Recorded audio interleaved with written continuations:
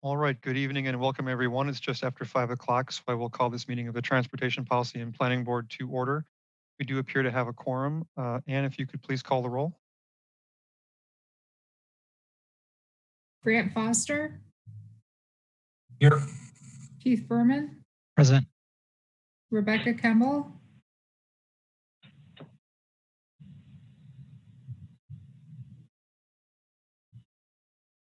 Eric Sundquist. Here. Chris McCahill. Here. Tom Wilson. Present. Baltazar de Antisantana. Present. Margaret Bergamini. Present. Badri Linkella. Present. Robert Burke. Present. Rebecca Kemble. Here. Thanks, Anne. And if our tech facilitator could please go through our standard virtual meetings opener. Sure. All right. Welcome to our virtual transportation and planning board meeting. We're going to cover a few basic items before beginning. Move that. All right. Members, if you are able, please activate your video and keep it on for the duration of the meeting. Staff, if you are able, please activate your video when you are speaking. All panelists have the ability to mute and unmute themselves. Let's see. Members of the public who have registered to speak. The name you entered in Zoom must match the name you entered in registration. You will remain muted until called upon. The clerk will tell you when your time is up. After speaking, a member of the body may ask you a question. If you need to share documentation with the board, please send it to the email list in today's agenda. Chair, the floor is yours. Thank you. Looks like we have one registrant for items not on the agenda. Bob Schaefer, 6 Cottonwood Circle, Madison, Wisconsin, wishing to speak. Bob, are you with us? I just did the unmute. Yes, I am. All right, you have 3 minutes. Go ahead. Okay. I'd like to bring to attention the committees or the board's meeting again that in the past I've talked to you about Transit X and that I've gotten some new information about it. I've forwarded to Tom a couple of times now that in light, I'd just like to review some of the things that is privately financed. No government funds are available.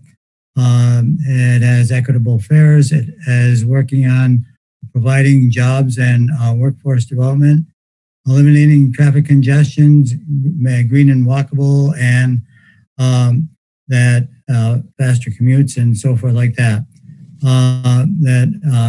What Tom has forwarded back to me is that not looking at it at this time, I think that is a disservice to the community. I think that it has more capabilities than what is currently being provided by BRT, and that I think that it is a disservice to the community not to even have a discussion with the Transit X people to find out what it's all about and what would be involved in implementing it. There is zero risk in doing that. The policy of the company, as I understand it, is that if it is put in and they at no expense to the city and the city doesn't like it, they'll take it out and so forth like that. So I think that there's zero risk, and I think that it needs to get some attention and that it's a disservice to the community not to even explore that. All right, thank you, Mr. Schaefer. Are there any questions for the speaker? Please use the hand raise feature. All right then, thanks again, Mr. Schaefer. Are there any disclosures, recusals, or communications from members of the board?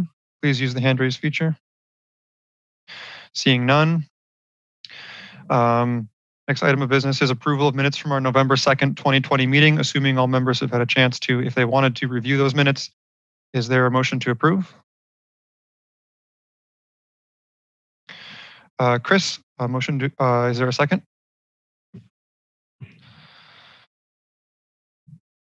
Second by Audrey. Any discussion?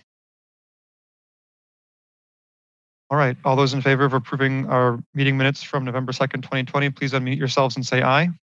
Aye. Aye. Aye. Opposed, no. Chair believes it's unanimous. If you'd like to register a no vote, please raise your hand. Seeing none is unanimous. New business, first item, Legistar 63019, a work plan review by tool of complete green streets. I think the point here is to give us an update and then opportunity for us to give feedback on progress.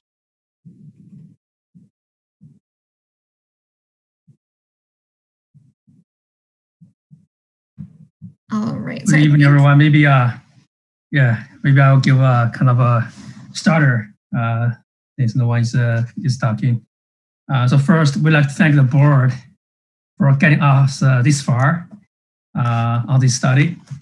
The contract is finally signed, and we finally started work on this.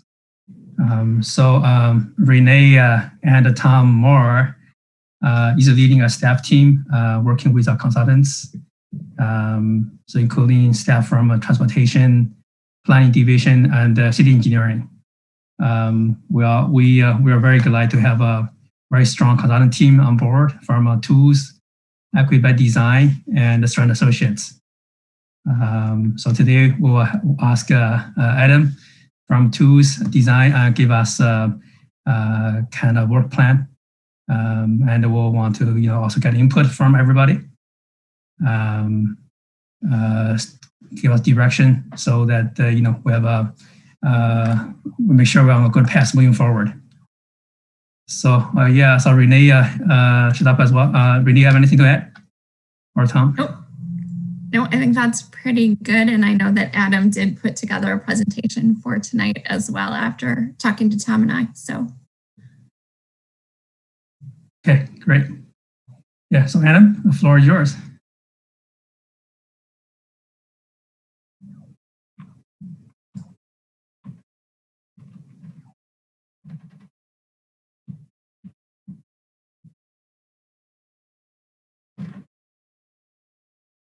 Was muted twice. There we go. Sorry about that. Thanks for having me this evening. I'm excited to be here to talk to you about this project and excited to get started working with you on it.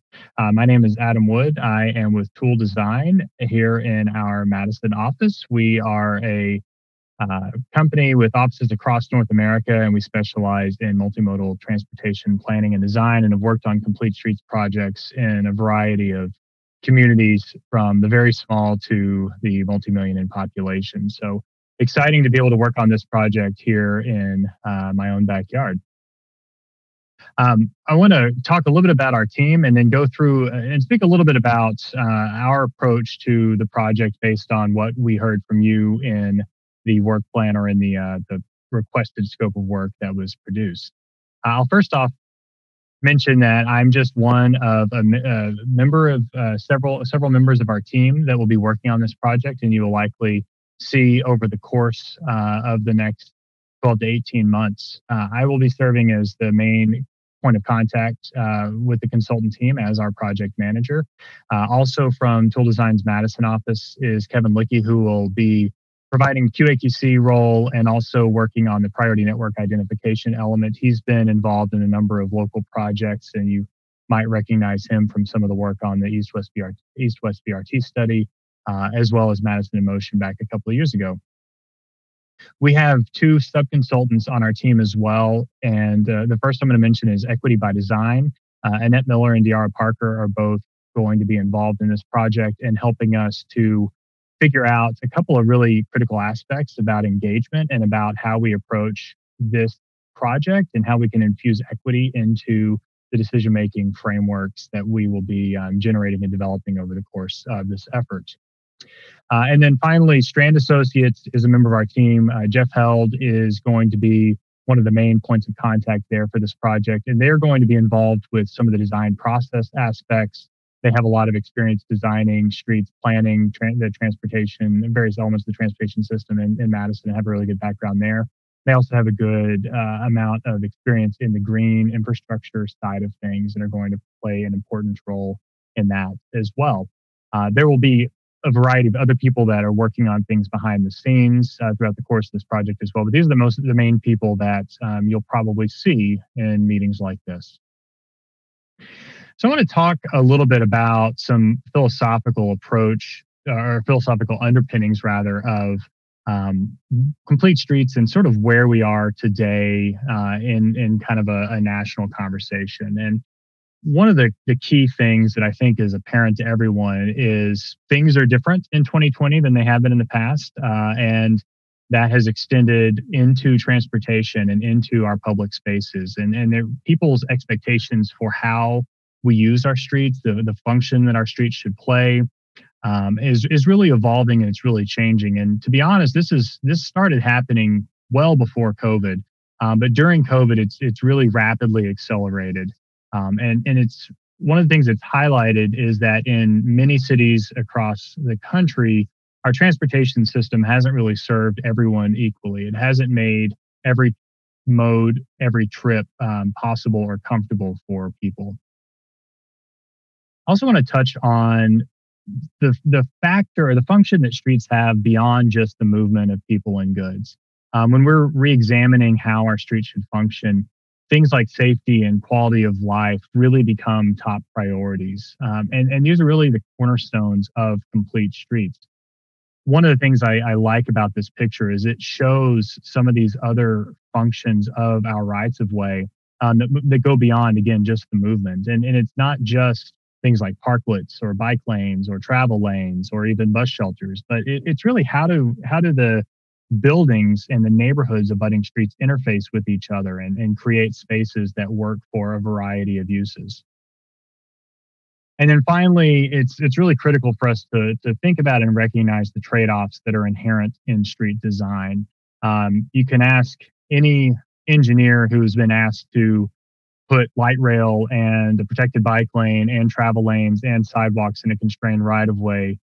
There are a lot of challenges with that. Space is finite. Budgets are often constrained. And the name of the game with complete streets and with really any street design is about trade-offs. The role of complete streets and the role of a street typology and a modal hierarchy and a lot of the things we're going to be working on in this project is to give you a frame of reference and give you some guiding principles to apply when these necessary trade-offs end up being made.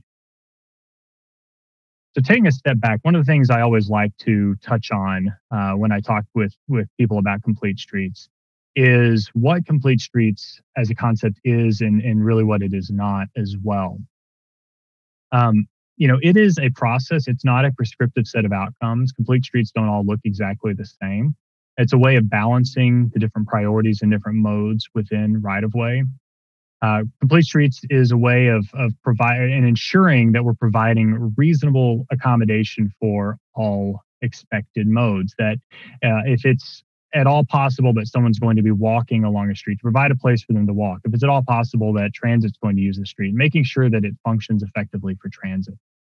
But really critically associated with that point is that complete streets is a way to get to creating complete networks. And part of what we're going to be doing in this project is identifying gaps in modal networks and finding some priority connections for each of the different modes. One of the ways or one of the reasons why complete streets don't all look the same is because complete streets are and need to be sensitive to context. You can have two complete streets that serve the same modes and priorities in the same manner, but they might look completely different because of the context in which they're designed. And that's gets to the point of complete streets really is about providing different types of streets with different functions.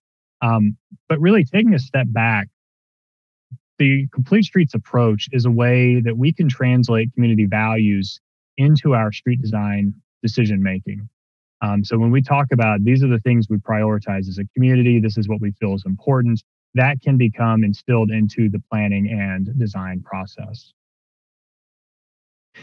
With this project, there are really 4 core elements that we're going to be working on. And I'll just briefly touch on each one of those. The first is a mode hierarchy. I'm going to come back to this in a minute, but where we look at what's the relative priority between walking and biking and transit and personal motor vehicle use, freight delivery, things along those lines, and establishing some way of prioritizing those different modes. And there's a couple of different ways we can look at how that might apply. There's the development of a street typology. Again, that's something I'll dive into a little bit more, but establishing a classification system for different types of streets and having various pieces of decision making that can be baked into those street types that can help to streamline the design process. It can help to set expectations up front. It can help to make sure that everyone from city staff designing to a member of this board to a member of the public that lives nearby can have a shared understanding of sort of what the intent is for that design. A third element is the incorporation of distributed green infrastructure or stormwater filtration and retention elements into the street right-of-way, finding out where are the priority locations within the city for that, where does it make sense from an effectiveness perspective, and what are the types and sort of space requirements that would be needed. And then finally, the development of decision-making processes and tools. One of the things I mentioned earlier is trade-offs. You'll hear me talk about that a lot over the duration of this project. When we can't do everything, when we can't fit everything in, how do we decide what is the priority or what is the order of priorities for any given street in any given context, again, based on the context and that street typology. The foundation of most complete streets programs across the country is a modal hierarchy. There are different ways that this can be looked at and can be applied. I've shown a few examples here from a couple of our neighbors, as well as one city that's held up as the one of the preeminent bike cities in the country. You'll see that they all similarly put pedestrians at the top of the hierarchy, and then there's some variation when you move down the line in terms of where transit relates to biking and so forth. When we talk about applying a mode hierarchy within a project like this, there are a few different ways that we can approach it. Some communities might approach the mode hierarchy as being a universal across the board citywide. So every project that we work on, for example, pedestrians are the top priority, and then transit, bicycle, auto, using the Chicago example there. You could also look at mode priority based on location or context zone within the city. Maybe downtown has a different set of priorities than the post-war neighborhoods further out. Or we could also look at it in relationship to different street types. Maybe if we have, say, a street type called Main Street, that might have a certain set of priorities, where if we have another street type called Regional Connector, that might have a different set of mode priorities. And I'll also point out that the hierarchy doesn't necessarily translate to the amount of space allocated. There are other ways that you can apply the hierarchy. It could be in terms of where the funding goes. It could be in terms of some operational strategies that could be used to improve the priority mode experience. The street typology is another key element that's going to sort of result out of and relate to this mode hierarchy. And just giving some quick definitions, because this is something that is people don't always inherently understand or know what we mean when we say street typology. A street typology is a collection of common street designs. What are the types of streets we might see? These are some examples from Boston shown on the side of the screen here. The typology is generally going to give some design theme or character identification, and some priorities for how we allocate space. How much space do we assign to sidewalk cafes versus on-street parking versus clear space for pedestrian movement versus space for buses and cars and so on and so forth. Importantly, they're based on context as well as the modal priorities and character. And what we try to do with this is we try to not have 100 different street types. 2 street types is probably not enough either. We try to find that balance where we have enough types that can hit on the recurring common combinations of context and place and character and function of roadways within the city. Importantly, this doesn't replace functional classification. You can have a street type that functions as an arterial. It could also function as a collector street. Functional classification is generally related to the amount of motor vehicle traffic volume. From a complete streets perspective, we don't necessarily want to design the streets just based on how much traffic is on it. We want to think about some of these other things we've talked about: mode, priorities, context, character, so on and so forth. And then finally, also the typology needs to be flexible and it needs to be aspirational. It needs to be talking about where are we going with our street design. This is an example potential hierarchy from another community where they have the names on the left-hand side and then these bar charts. What I like about this is it just illustrates how you can relate the different types within a typology to each other based on how they handle different aspects. Some may have higher motor vehicle volumes, some may have lower motor vehicle volumes. Target speed, development density could fluctuate. This is just one example to sort of show how the street types all address some of these issues, but they just do so in varying quantities and varying priorities. So why do we do this? Why are we looking at a street typology? What role does it serve? These are some of the really salient points here about showing and helping to push forth a consistent vision for how we're approaching street design, how we're approaching the design of our transportation system within the community. It's also something that can help to streamline design. I mentioned earlier about giving everyone a sort of shared understanding about what the intent is, what the capabilities are for a project, and setting those expectations up front. I mentioned, already about the trade-offs that are going to be inherent and the need for flexibility, and those are all things that are baked into a street typology and what it's meant to put forward and the role it's meant to serve. So I have just a couple of examples here. I'm not going to spend long on these, but I just want to highlight a few different things. So as we start talking about the typology that we're coming up with based on input from you and from the public, you'll start to see some of these themes perhaps coming through. This is an example from the DC area where they first and foremost classified all of their street types based on 5 context areas, as you can see here, the downtowns, town center neighborhood, and so forth. And then within most of those, they identified sort of a hierarchy or sort of a higher intensity, medium intensity, lower intensity type of street design within it. So you would have a boulevard that could be in a downtown setting. It could transition into a neighborhood and it could still serve some of that movement similarly, but the edges start to look different. So this is where context and transportation functions start to interrelate with each other. This is an example from Ames, Iowa, a much smaller community. What they led with is the streets function. Their context still plays a large role, but they started off by saying, let's look at which streets are about access and which ones are about throughput, and then which ones are maybe a balance in between. And then let's figure out how context modifies the approach that should be taken. And then finally, this is an example from Seattle where it's very heavily still tied to functional classification, although it's not inherently dependent on it because it has this place factor that plays in as well. And this doesn't really have the degree of overlap between the street types that you might have in some other examples. So at the end, when we pull all of this together, these are just like very high level of what the typology is going to include.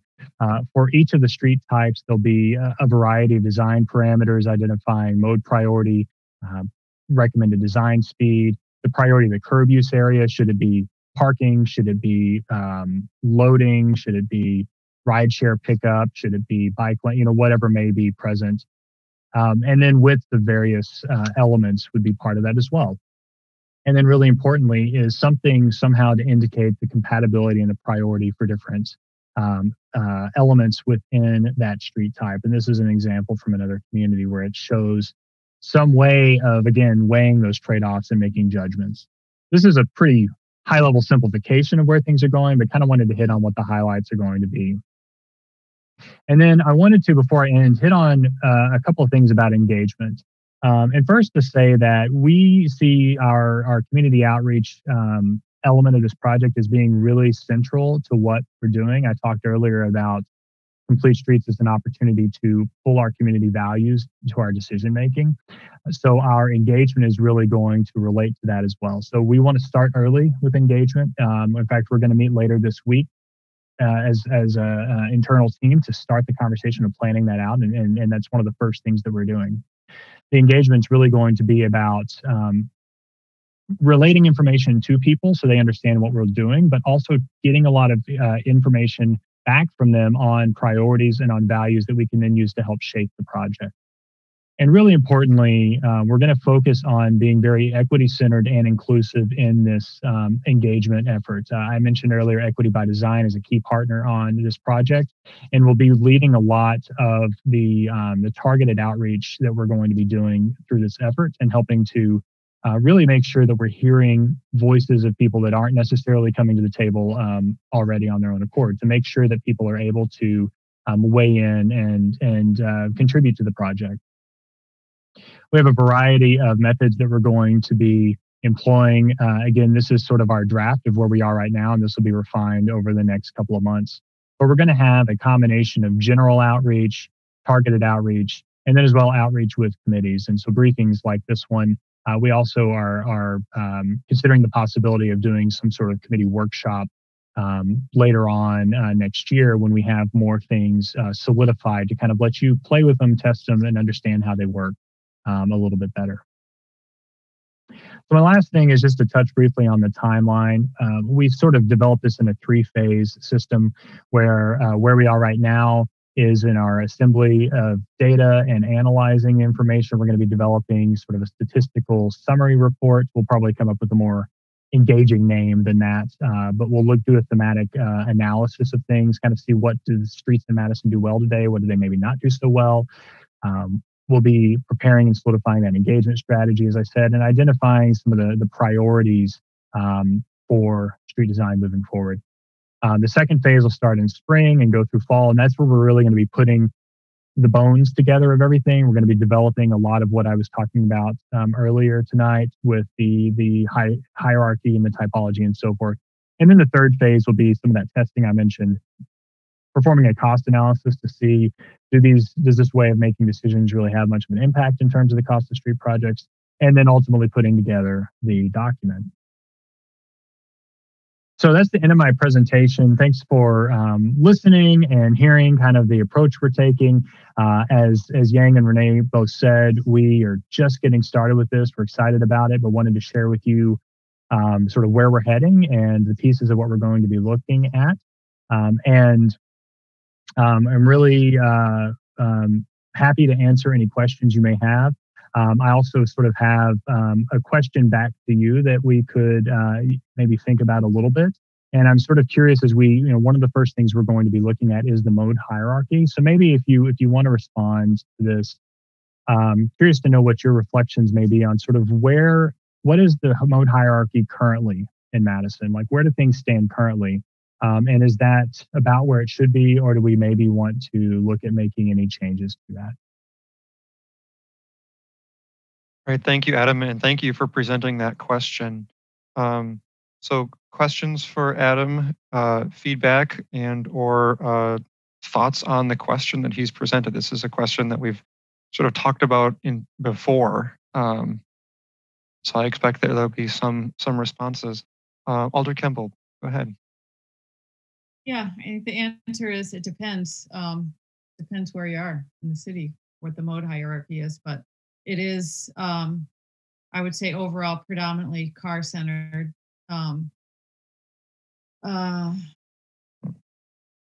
So, and we do need a big change, especially if we want to drive ridership to our transit system.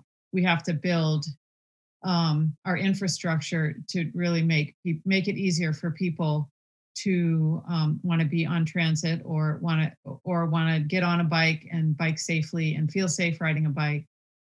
So I think those two areas definitely need some improvement. I was just gonna, I don't know, ask or suggest or let you know that complete streets is kind of a trigger word for a subset of the population in Madison who have actively organized against putting sidewalks in their neighborhoods. And there's been an organized effort across the city to sort of resist complete streets. So I was really happy to see your uplifting of the notion of context and talk about how context is really important, because I think that is a hurdle we're going to have to overcome as we work through this. Is, you know, wrong ideas about complete streets, what complete streets is, what it is not. And I also want to, I don't know if Equity by Design is doing specific outreach to paratransit riders, but that is a segment of our population that really comes as an afterthought a lot in a lot of planning. And I would really encourage you to prioritize paratransit riders and people who use mobility devices for, you know, not just transit, but, you know, pedestrian and other design factors. Thank you, Alder Kemble. Additional questions or feedback? Alder Foster, go ahead. Thank you, and thanks for the presentation. Looks great. Really excited about this. We've been a long time waiting on it, so anxious to get going. I have just a couple of questions and a couple of comments. Questions, and maybe this is actually even for like Renee or staff, just in terms of the staff team, I guess I just wanted to make sure that we've got really sort of close collaboration, especially with engineering staff throughout this process. I know in the past we've done some transportation planning work that really hasn't included them as core members early on, and obviously this, you know, they're the ones that end up putting a lot of the designs forward. So I don't know if you could speak to that. I think your point is a good point. And we need to try and integrate them more. I think a particularly critical would be the green infrastructure. It seems like it's a side thing, but it actually, green infrastructure is part of this space use. You know, and we have been involving Greg Fries to a certain extent. He's reviewed the RFP. He's been involved in some of the early meetings. Yang and Renee, do you want to add anything to that? Sure. Yeah, go ahead, Renee. I was just going to say that we do have someone both from the Streets Division and from more the green infrastructure side involved with the staff team. So Chris Pedakowski, that many of you know from engineering, is on the staff team, as is Greg Fries and Janet Schmidt, who would represent for more the green infrastructure side of things. Great, thanks for that. And yeah, I mean, I think particularly, you know, engineering, just because they've really been on the forefront of the public engagement component of some, you know, road street projects for so long, and I think can really help share experiences of you know, the kinds of concerns and what we bump into in the balancing act and how we've been doing it so far. So that's great to hear. A question for Adam, when you had the core project elements slide up, I know earlier you had talked about doing a sort of network gap analysis, which was great to hear. Where does that fit in the kind of core project elements? Yeah, that's a good question. As far as how we have worked that into our, you know, overall scope of work, which I didn't want to bore you with showing you our full written out scope of work. There's sort of two parts to that. The first part is going to be our early on analysis to identify gaps. So we'll be taking a look at things like the low stress bike level traffic stress analysis that's been performed regionally, seeing how that relates in with various other aspects.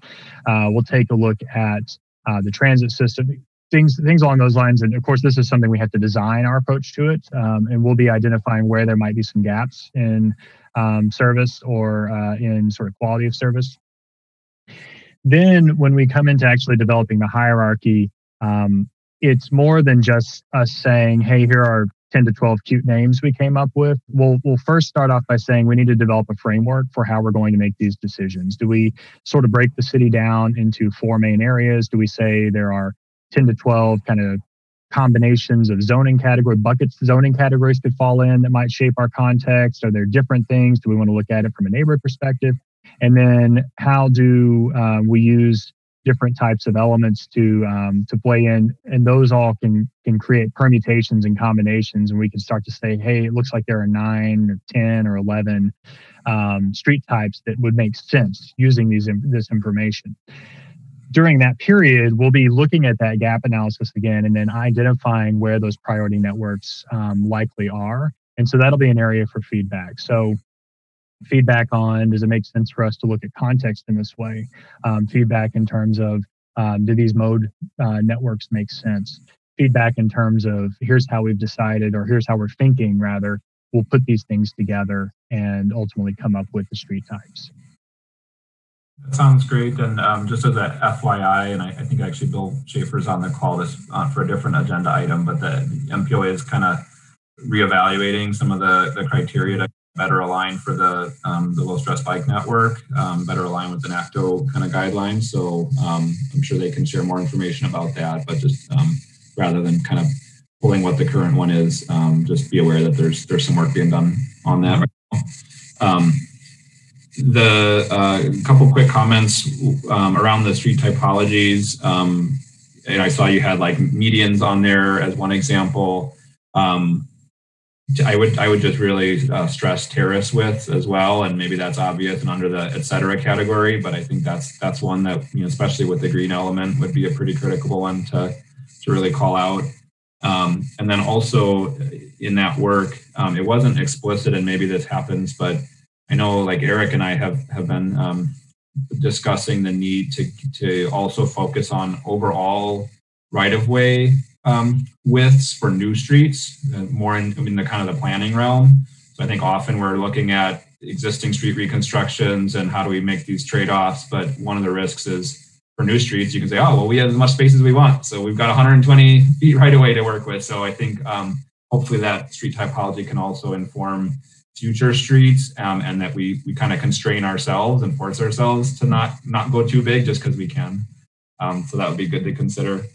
And then on the timeline, I just noticed you had sort of like interim feedback on the kind of second phase, and maybe that's something specific, but just generally I would say I would hope that we're that the Transportation Policy and Planning Board in specific. I mean, I think I'd love to get have you come more often and be able to chime in and give feedback on obviously like the priorities section and even the engagement strategy. I think it'd be great to just get more frequent updates and be able to provide interim feedback kind of as we go along. And then to answer your question, I would just say, yeah, I think from a policy perspective, we have set some pretty good aspirations, and they've been there for quite a long time. I think we've been talking about our mode share and wanting to move away from single occupancy cars, and most of our policy documents, I think, speak that that's the direction we want to go.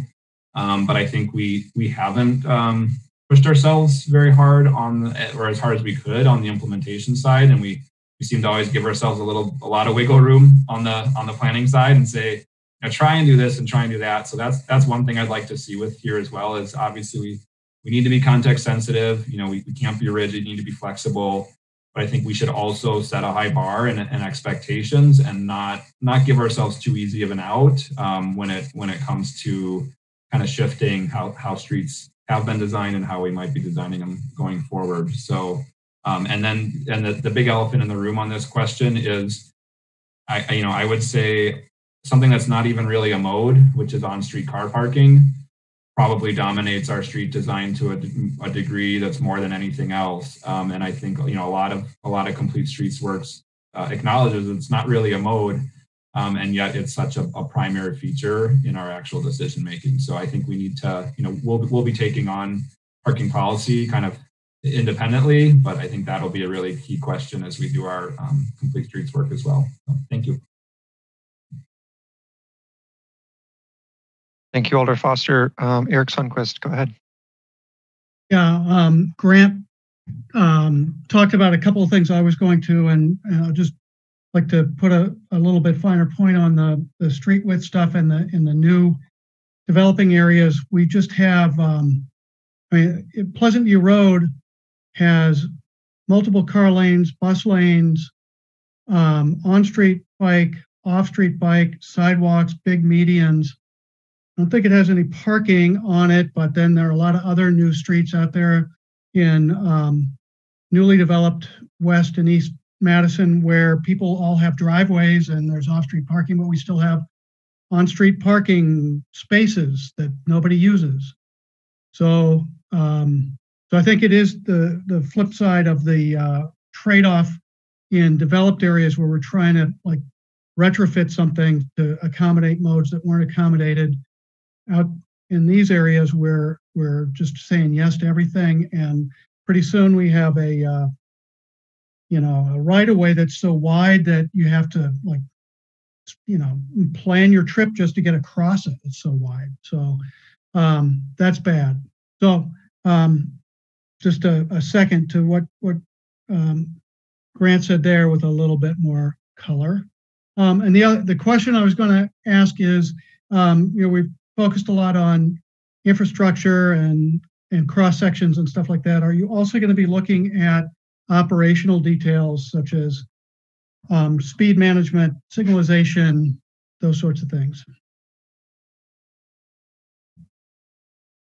Yeah, absolutely. That's a huge part of making streets work effectively, is to consider that operational aspect. Speed kills, as we all know, and speed is really the critical design criteria of any street where you have people walking, people biking, so on and so forth. So one of the things that will certainly be incorporated in there is guidance around target speeds, design speeds for different street types and based on context. I think that we're not going to get real deep into signalization, but I think that is definitely a related topic that can have some integration into what we're doing. As far as exactly what details or exactly what elements are going to be present in there, I think that's something that's going to have to evolve as we sort of decide what needs to be included in. There are parameters, obviously, to how far down we can go in various aspects just within this particular contract. But that's sort of my take on things right now. Okay, great. I'm glad it's on the radar. Thank you. Thank you. Do you mind if I? Go ahead, Tom. Yeah, I think the Vision Zero effort will really focus quite a bit on speeds, and so as we look at both on our collectors, arterials, and our residential streets, we'll be looking at that. And so that'll probably, most of the speed effort will come out of that initiative rather than the Complete Streets initiative. In some way, I'm going to be a little bit defensive of Tool in that in their proposal, they promise the world with a fixed fee, you know what I mean? And so I want to make sure that we not allow scope creep too much so that they can, do their job they've been asked to do very well. But the point that you make about speed and signal coordination and how signals affect speed is very much, within the Department of Transportation's concern, and it's probably being more addressed in the Vision Zero initiative rather than the Complete Streets initiative. Thank you, Tom. Margaret Bergamini. Yes, thank you for this presentation. I have a question, perhaps a naive one, but back on when you're talking about street typology, and I think this question actually kind of goes to that issue of how deep do we get into things like speed.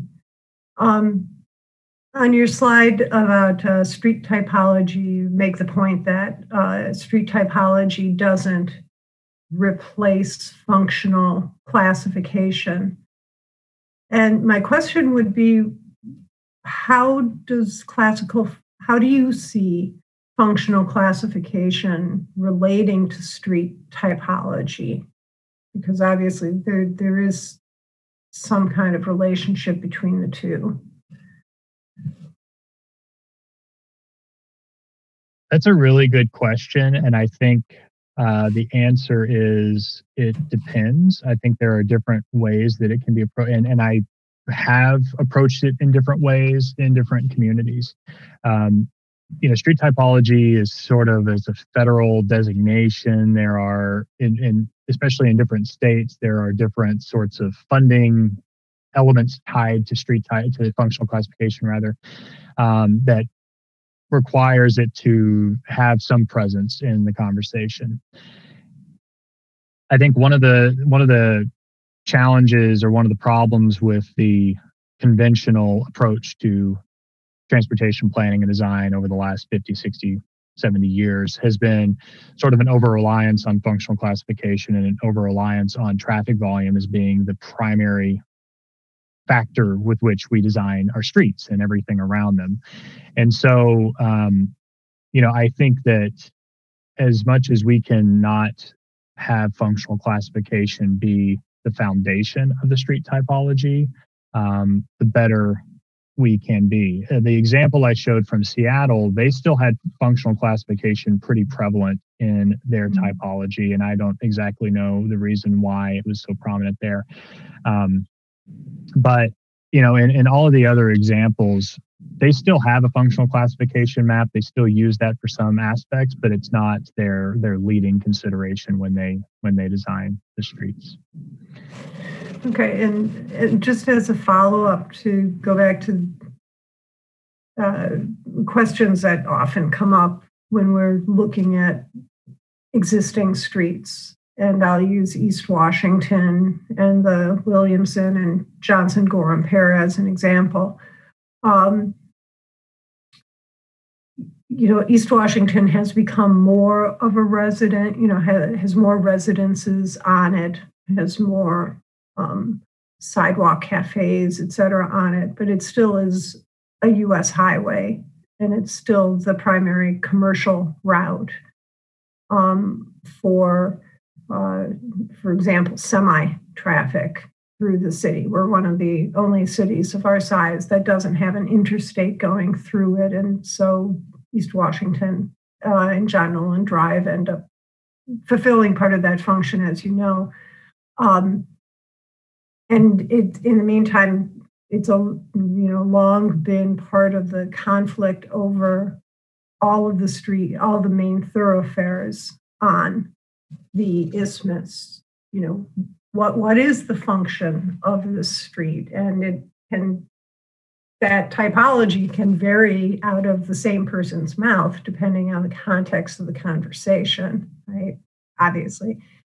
So I think it's just, I know I agree with Tom, mission creep is problematic here, but it's also problematic kind of splintering some of these discussions into, okay, we're going to talk about this in the context of safe streets, and we're going to talk about this in the context of, and so we're going to talk about other things in the context of complete streets, because the way the neighbors have engaged with this problem, some of them over 3 decades, has merged those factors. Speed is an essential part. So this summer, we saw people who I normally would expect to support lowering speed limits because they want people to slow down going through the East Isthmus, complaining about the speed limit being dropped on East Washington for fear it was just shunting traffic over. So don't know how we can avoid having all of those conversations here. We're going to, it's whether we want to touch on it or not. When we go out and we do the community engagement, those are the kinds of things that are going to come up. Is East Washington a highway, or is it a residential street with wide sidewalks? And the answer is both. And how do we mediate that? So I think that's frankly the biggest challenge we face, at least when we're talking about the automotive part of these problems. Thank you, Margaret. Baltazar, Diana Santana, you're next. Hello, thanks for that great presentation. So to be totally honest, I think complete streets was what it helped me to start understanding. I didn't know anything about transportation or anything. Coming from a country where, unfortunately, people loses their lives every day because they get, because of the crashes and everything. Anyway, so what I'm trying to say is this: you guys are going to be working with Annette Miller, and Annette Miller is going to do, I believe, a great job. But I think one thing that I would really recommend is to start building these connections, relationships with other nonprofits right now. What happens many times, we get phone calls from folks, I work at a nonprofit, and we get phone calls from all over the city and the county. Can we have a focus group today? Folks that we don't even know. So I will recommend to start building these relationships, to start gathering these groups. My biggest concern is that we are relying too much on Annette Miller to do a miracle. And we are thinking, I think we are believing that just because we have Annette Miller in this, that everything is going to be okay. And I just want to make sure that we know that Annette Miller's group is just going to be one piece of the puzzle. So, and there are other groups who are willing to try to see how we can make this happen. So in Madison, we have a lot of nonprofits. We have a lot of folks who are working with those folks that we want to reach. So I will recommend to start reaching out folks now. And I did see there is, Tam, I saw that, there is going to be a huge group participating at the Vision Zero meeting on Wednesday. And I was very, very happy to see that. Anyway, so that's just one thing. The other thing is that need of education. So me, someone who comes from another country, to understand complete streets, it required a level of education.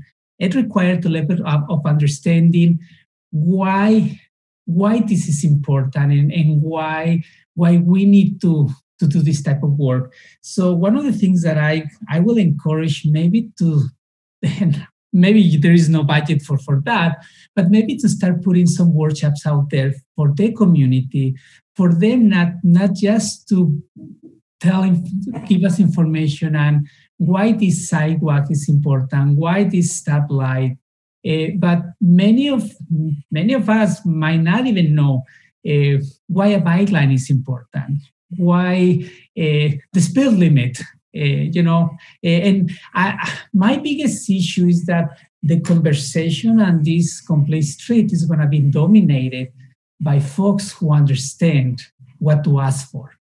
And other folks are not going to be able to understand what to ask for because they might not know.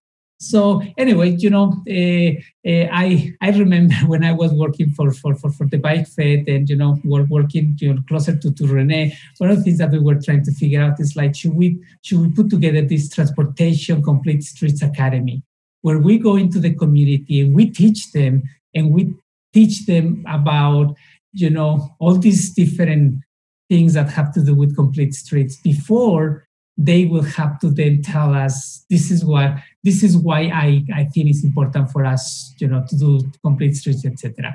Anyway, I know I'm going on and on and on with that. The last thing is just a question, and I know we live in a right now there is a lot of limitations with budget. How big is the community engagement budget? And if that budget, and I don't know if this is a question for Tom or I don't know for whom, but what is the percentage of the budget that is going to be dedicated to community engagement? Yeah, I can't remember. And Adam, I don't know if you have that offhand or not. I have the numbers. I have some numbers in front of me, but they're not aggregated, and my mental math is not great. But I can ballpark real quickly to say that it is probably about a third of the project budget, give or take. Yeah, I mean, it's certainly something that we, from the get-go, wanted to prioritize, because going back again, I mean, I firmly believe Complete Streets, it's a way of reflecting community values, and you can't do that without having spent a lot of time engaging with people. Excellent. Thank you very much. I think, anyway, so thank you. But yeah, we can just consider that, or even some other creative ways of reaching out to the community. There are nonprofits out there who are willing to see where we can take this. I think this is a great opportunity for Madison to do community engagement in a very different way, very creative way, that it might help the whole community. Thank you. Thank you, Baltazar. All right, Alder Kemble, you're up next. Go ahead. Yeah, not a question. Just thank you, Baltazar, for those comments. Really good, and it's making me think. On my side of town, on the north side, the North Side Planning Council was going to organize a transportation summit, and I wonder if we can't, with the Vision Zero and this project, if we can't somehow integrate, instead of like annoying people with multiple attempts at community engagement here, there, and the other place, if we might think about doing something in the spring or in different places of the city that's a more integrated, like public transportation summit kind of thing that might kick off smaller community engagement efforts. But just, in our work at TFOGs and in our Alder's work group on communications, we've really found that it's not helpful for residents to get multiple different requests for their opinions on things, especially when they're kind of closely related. So I guess I'd ask us, Adam, your project, and Tom, let's just think about that. It might not work, it might work, but let's try to do it in a way that's meaningful and that gives people the sense that this is, a whole city. It's not just one little program we're doing, but it really is a community values driven way we're trying to improve life for people by altering our transportation system. Thank you, Alder Kemble. Alder Foster, go ahead. Yeah, I just really wanted to reinforce what Baltazar and Rebecca just said and support that conceptually. And I would even, throw in, we had a similar conversation with the Metro Transit redesign work and the community engagement component of that as well. And I think, what we reinforced to that team that we need to really have a very robust and intentional engagement process. And so I would even just, I know it's complicated. I know they're different contractors. I know they're different projects, but these are really, I think all three of these, the transit redesign, the Complete Streets, and the Vision Zero they're all in front of us right now as a policy body. They're if we're really serious and sincere about public engagement, then I think we do have a responsibility to talk about coordinating that engagement work and really investing in it. And we don't have those capabilities inherent in our city government right now. I think that's been very clearly identified.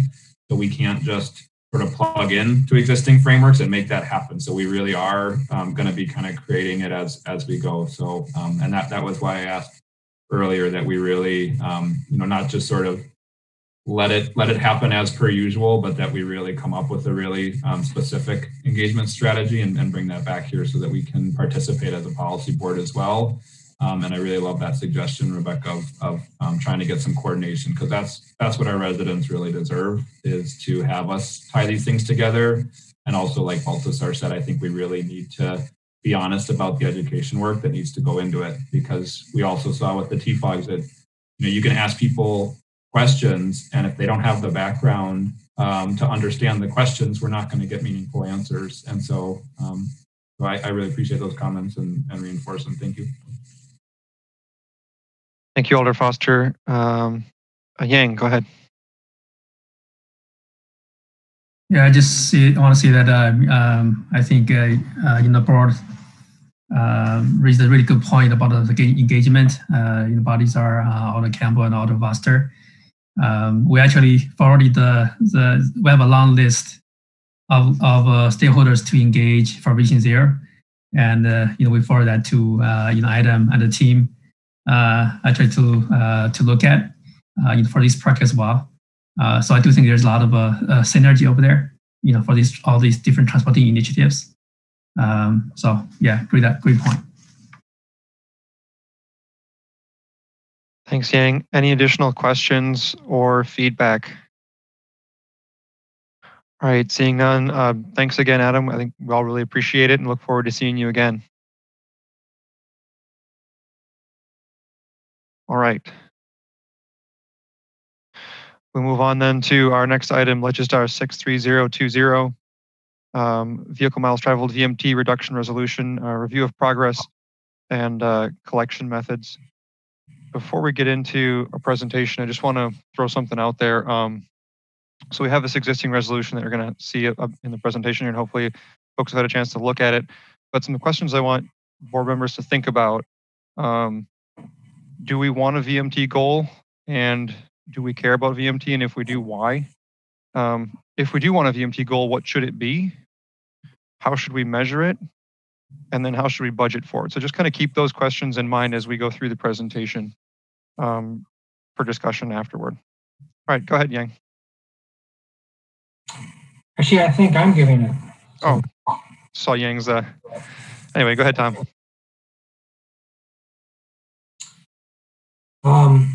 Okay, I'm gonna give a quick presentation. Let's see if I can. There. All right. Everyone can see that? Okay, so this was a resolution that was enacted in August of 2009. I think that was under Mayor Cheslevich. I'm not fully sure. Basically, it set a goal.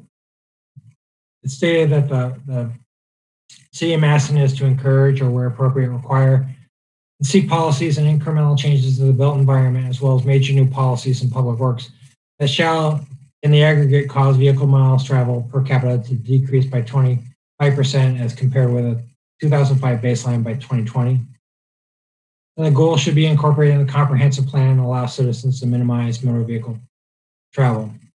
To create an interagency staff team to present annual reports describing trends in traffic mass transit volumes, including to the extent possible aggregate vehicle miles traveled.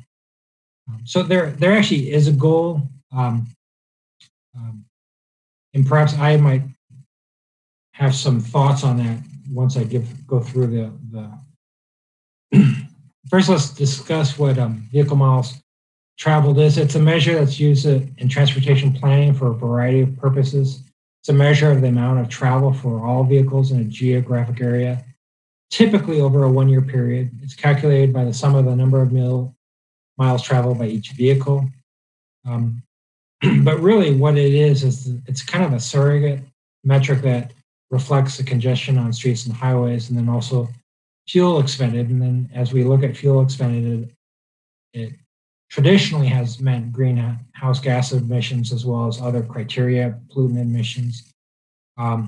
That, as electric vehicles gain more prevalence in the national fleet, that might change. But for the last, I'm going to say 70 years, that's kind of what it's been. Right now, transportation accounts for about 29% of U.S. greenhouse emissions. you can see what each sector contributes right there. And then nationally, we track VMT basically through the use of understanding what our fleet is, what our national fleet is, and by keeping track of motor fuel that's expended. So if we were to look, here, I'm going to put this down here. This is the VMT from 2000 to 2020 nationally. And so you can see at our high point, okay, VMT nationally increased a little bit over 10% from 2005 to 2020.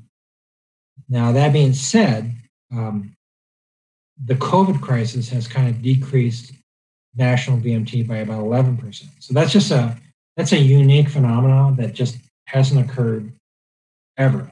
You know what I mean? So it's kind of an opportunity. It's just a unique phenomenon. You can see that the recession associated, each of the gray boxes right here represents a recession. So the recession in 2001 really didn't have an effect on VMT.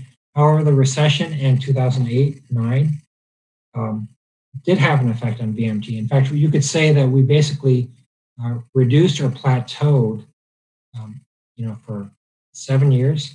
In 7 years, I suspect that and that is more just a reflection of kind of the economic conditions and how people were able to afford cars and drive to work. I think the current reduction in VMT could be more lasting because it has fundamentally changed the way we work. Ways to measure VMT, there's basically, I've listed 4, there's probably 10, right? But WSDOT has performed VMT calculations at the county level for, I'm going to say, decades. Okay? For about 4 years, the city performed VMT calculations, and it was kind of a collaboration between traffic engineering and the Greater Mass and MPO. One might use traffic volumes as a surrogate, okay? And then the MPO has obtained a license to Streetlight, which kind of basically tracks our cell phones and is able to provide metrics that before we thought were unimaginable. It's relatively new, and sometimes when you look at the results, it makes you want to maybe review them to see if they're actually occurring. But it's a new tool that might be the most cost effective. If we were to look at Dane County VMT, this is directly from the Wisconsin Department of Transportation, which is kind of nice because this is something that we don't have to spend staff time calculating. Roughly since 2009, VMT is increased about 9%.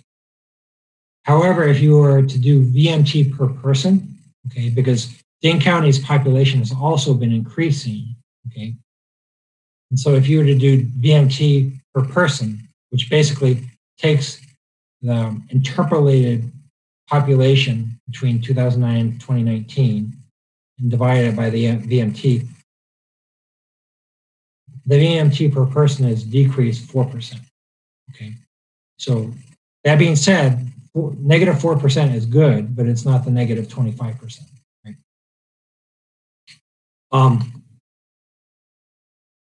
For about 3 or 4 years, the city of Madison, with the MPO, calculated VMT, and they did it by basically taking every street that's functionally classified and in Madison, calculating the length, calculating the volume.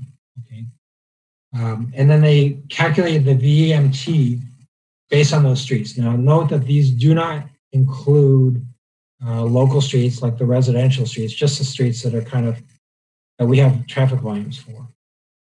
And they did this for about 4 years. This is kind of an example of what it is. Here you can see, here you have a VMT, what's the length? You multiply the ADT times the length, right? And then you times it 365. And it's actually, somewhat labor intensive because you have to do this with every street, right? And it doesn't include all these local streets. It just kind of includes the arterial. So rather than this being fuel-based, it's really based on our counts. And our counts are really only taken every 2 to 3 years. So it's not as accurate. This is the result of that. So they did it for 2008 through 2012. So that's 4 or 5 times. From 2008 to 2009, there was a negative 2% drop. And then it slowly climbed up. And then after 2012, they stopped preparing those reports. Now, I'm just going to say that this right here, was a fair amount of work. And, one might argue about, the accuracy because, the counts are only taken every 2 to 3 years. They're taken, certain days. Do those days, we factor those days. Do those days accurately reflect what's happened on that street over the past year?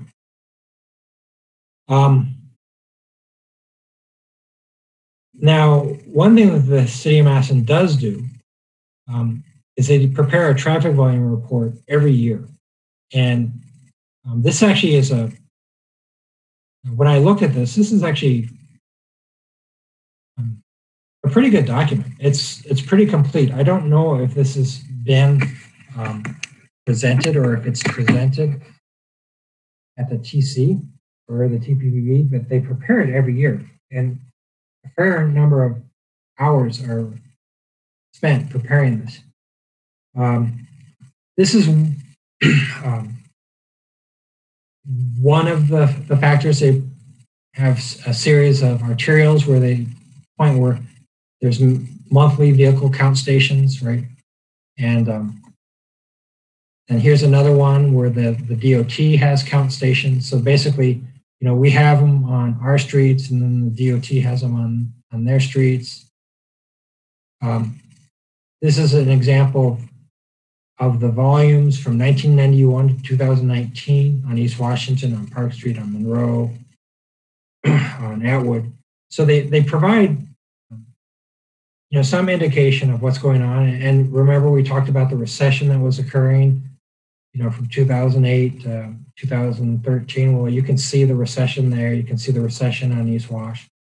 You didn't see it as much on maybe more of the collector or minor arterial streets.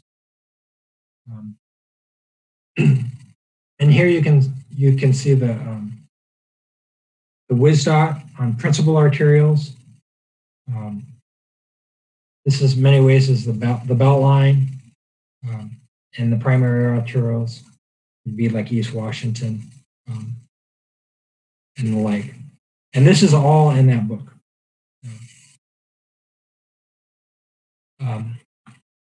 One thing to perhaps note, and one reason why I'm going to just say that, we like to point to an average daily traffic as the number of that roadway. But really the traffic on a roadway varies throughout the year and actually varies throughout the week. This is a percent of average weekday traffic.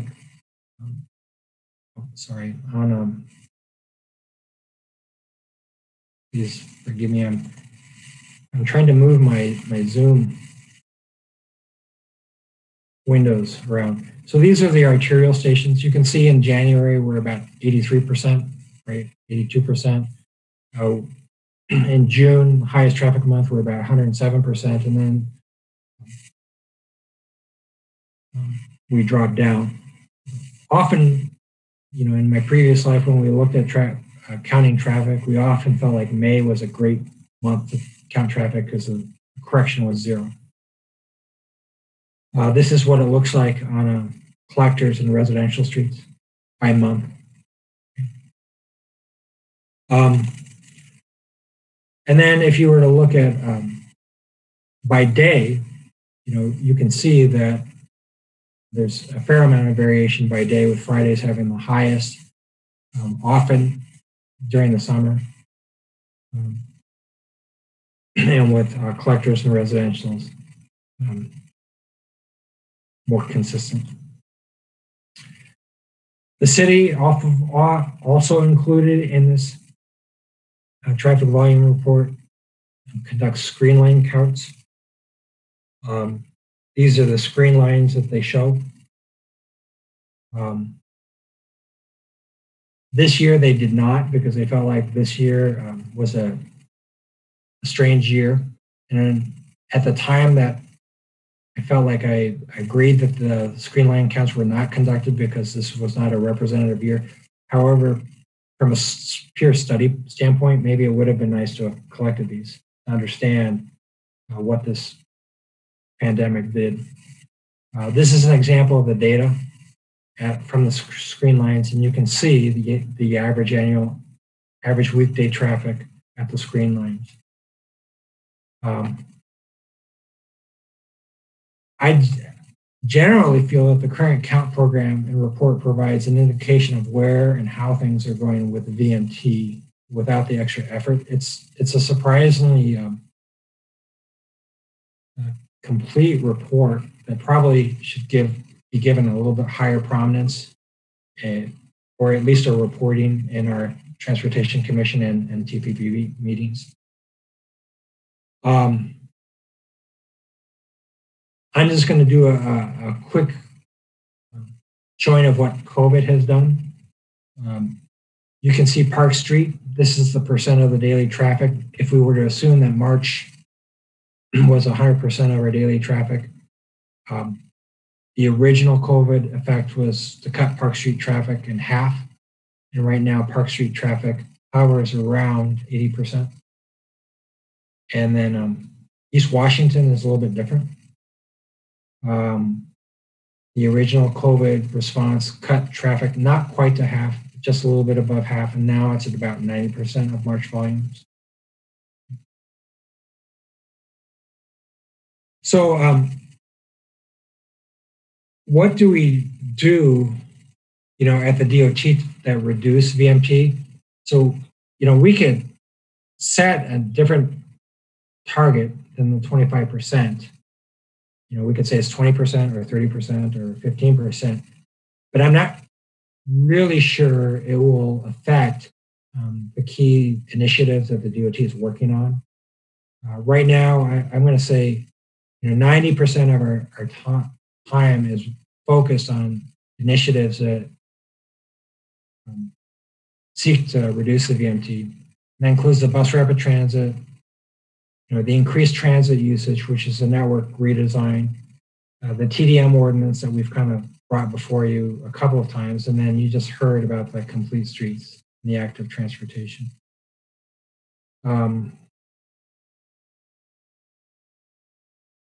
And here's just a reasoning why we're trying to push single occupancy trips onto to transit. These are the, I believe, CO2 emissions, greenhouse gas emissions for the single occupancy vehicle versus using a bus, using rail, light rail, and the like.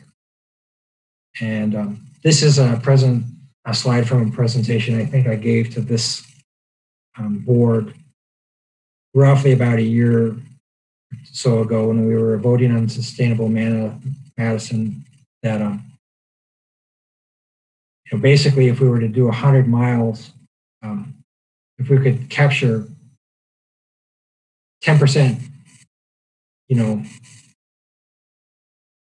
actually this is 20%, capture about 20% new riders on a workday on transit versus a passenger car, how that would reduce greenhouse gas emissions. The TDM is something that it will start small, but I think the effects of TDM can be considerable. I pulled this just from the internet on Friday. Right now it just seems like, well, we're trying to manage parking and encourage employers to, I guess, shift trips from the car to other modes. But cities that have been doing this in the United States for years and years really have had an effect on it. It's really made a difference. Arlington, Virginia, the percentage of Arlington residents driving alone to work has dropped from 63 to 53% in 2013. So that's 12 years. I think that's a big deal. If we were to have an organized and strategic TDM ordinance, that would have a big effect. The percentage of Arlington workers driving alone, including those coming from other jurisdictions, has dropped from 59% to 54%. And then the modes of transportation. This is actually just something I scanned, from the recent MPO report. This currently shows what Madison is like. This is pretty consistent to what it was about 6 years ago. However, transit used to be at 10% and now it's at 9%. So we're losing a little bit of ground there. And I believe that the bike used to be at 6% and now it's at 5%. Walking was at 10%. So these numbers are relatively consistent from where the MPO measured it about 4 years ago. However, both transit and biking dropped 1 point, if my memory is correct. So, and I think that's it.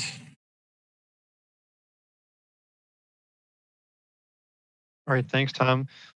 So perhaps I'd rephrase my first question to everybody. Rather than do we want a VMT goal, do we want to reaffirm the existing goal or do we want to change it? Anyway, before we continue with discussion, we do have one registrant for public comment, Bob Schaefer, 6 Cottonwood Circle. Bob, looks like you're still with us. Yes, I am for right now. I was just going to send you an email stating that I had to leave pretty soon for another meeting. Anyhow, one of the questions that came up and it did when I was on Fed Bike many years ago was how do we track that? And that one of the ideas at that time was that people would need to submit their odometer mileage every year for that. And in my career as field service representative, I've logged over 100,000 miles. Over 1 million miles on my vehicles, and much of that was out on the roads of Wisconsin, Illinois, Iowa, and so forth like that. And so that I think that what the concern here would be is tracking the VMT usage within the city, and so that could be a challenge. I just wanted to kind of throw that in there. All right, thank you, Mr. Schaefer. Any questions for this speaker? All right. Seeing none. We also do have Bob Schaefer. I'm sorry, Bill Schaefer. I'm getting getting Schaefer's mixed up. We also do have Bill Schaefer, a member of the Transportation Commission and MPO, available to answer questions. Right. Questions for Tom, or I guess Bill. Eric Sundquist, go ahead. Yeah, so on the technical question about measuring, Tom, you mentioned streetlight in passing, but you didn't really come back to it. Is that?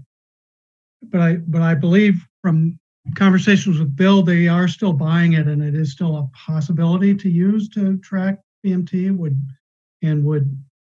directly track it as opposed to a proxy measure? What's the thinking with streetlight?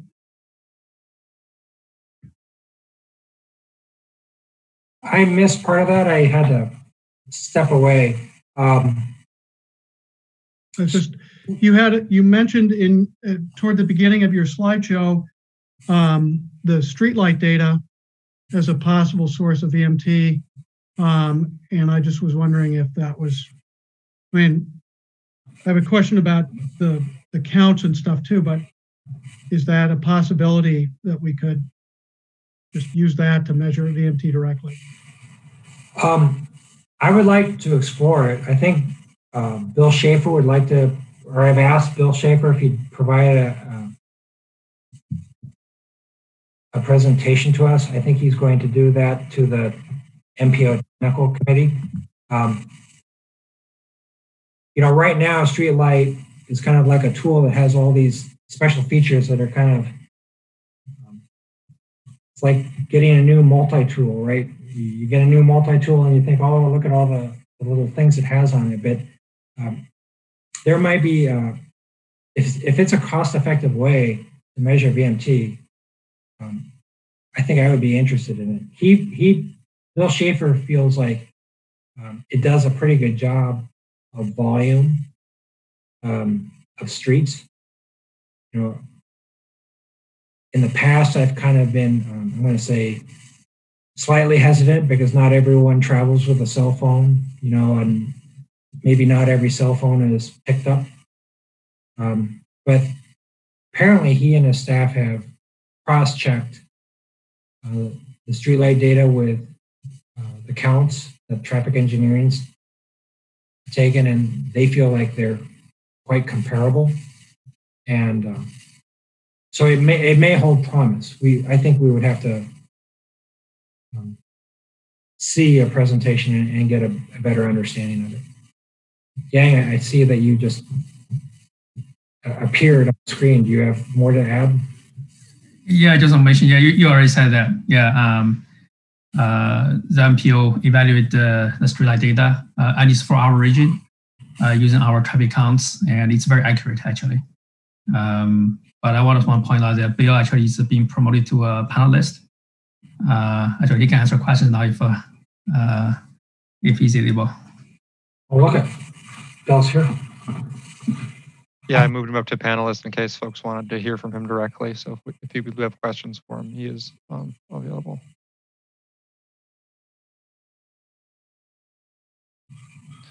Eric, did you still want to hear from Bill, or are you?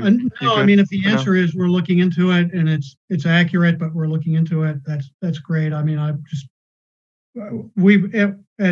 in our work, we have worked with that vendor and have found them to be pretty useful. In fact, not only like top level numbers like VMT for the whole city or the county or what have you, but we had them on a webinar last month looking at where VMT was moving in the COVID world, and we could see that we're not getting as much congestion and as much commuting, but we're having more non-work travel. So really it's starting to net out. And so this whole work from home thing may not be as much of a benefit as we thought. And so that was just one insight that they got out, that you could get out of that sort of data that you would have a hard time getting. You know, you could get it out of traffic counts or something eventually, but you know, they get this like constantly. So I don't know, I'm always a pretty big fan of big data and what we might be able to get out. I do understand it's like kind of drinking from a fire hose when you get it, and you could do a million things, but so it'd be cool if there's going to be a presentation on it to the MPO, maybe we'd want to, you know, at least be invited to that so we could watch it on Zoom or whatever. And the other, but Tom, to your point about the count and using that as a proxy, I was around on Plan Commission back when that resolution was first passed, and I was part of that discussion, and we wrestled with how could you measure it, and so the counts were discussed. And my feeling is that I don't know that we absolutely need to know exactly what VMT is in order to do policy, and whether we actually even need to say it should be down 25% or 20 or 30%, but we, you know, directionally is important. and as much as possible or something.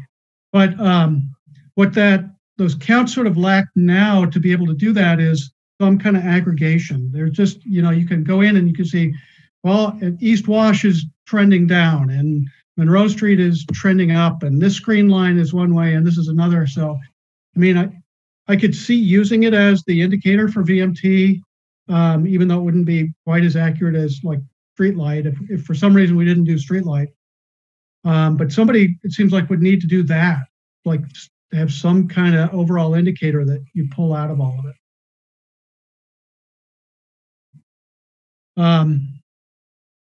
And then to Tom, one last thing to Tom Wilson's point about, is this a valuable thing? And I mean, I think it is. I think that we work with people all over the country who have different VMT goals and have gotten really wrapped up in the whole goal setting process and the dashboard, looking and things like that. And so our friends at Caltrans, with our assistance, set a pretty high VMT goal 5 years ago and then didn't really do anything about it. Just sort of waited to see what would happen. So that's not good. It's really what do we do about it and what rules are we setting to make sure that VMT goes down in everything that we do. That is important. And the things that Tom mentioned about BRT and the TDM and those sorts of things are great. I mean, I personally think we don't keep our eyes on the ball as much as we could. So I would witness the city's response to the shoulder running proposal on the Beltline. Probably will do more to drive VMT up than BRT will be to drive it down. So if to the extent that a goal could be prominent and, a lot of us didn't even know this goal existed. I remembered it, but, it sat fallow. Staff gathered the information for 5 years. Nobody paid much attention to it. And so it just kind of, if it's like that, then it doesn't do any good. If it is kind of our North Star by which we should we say, things that come along like shoulder running or whatever it might be, how does that help us or hurt us in our goal on VMT? Then I think it would be really helpful. So, and obviously I think that would be really valuable if we can do that. So, thanks.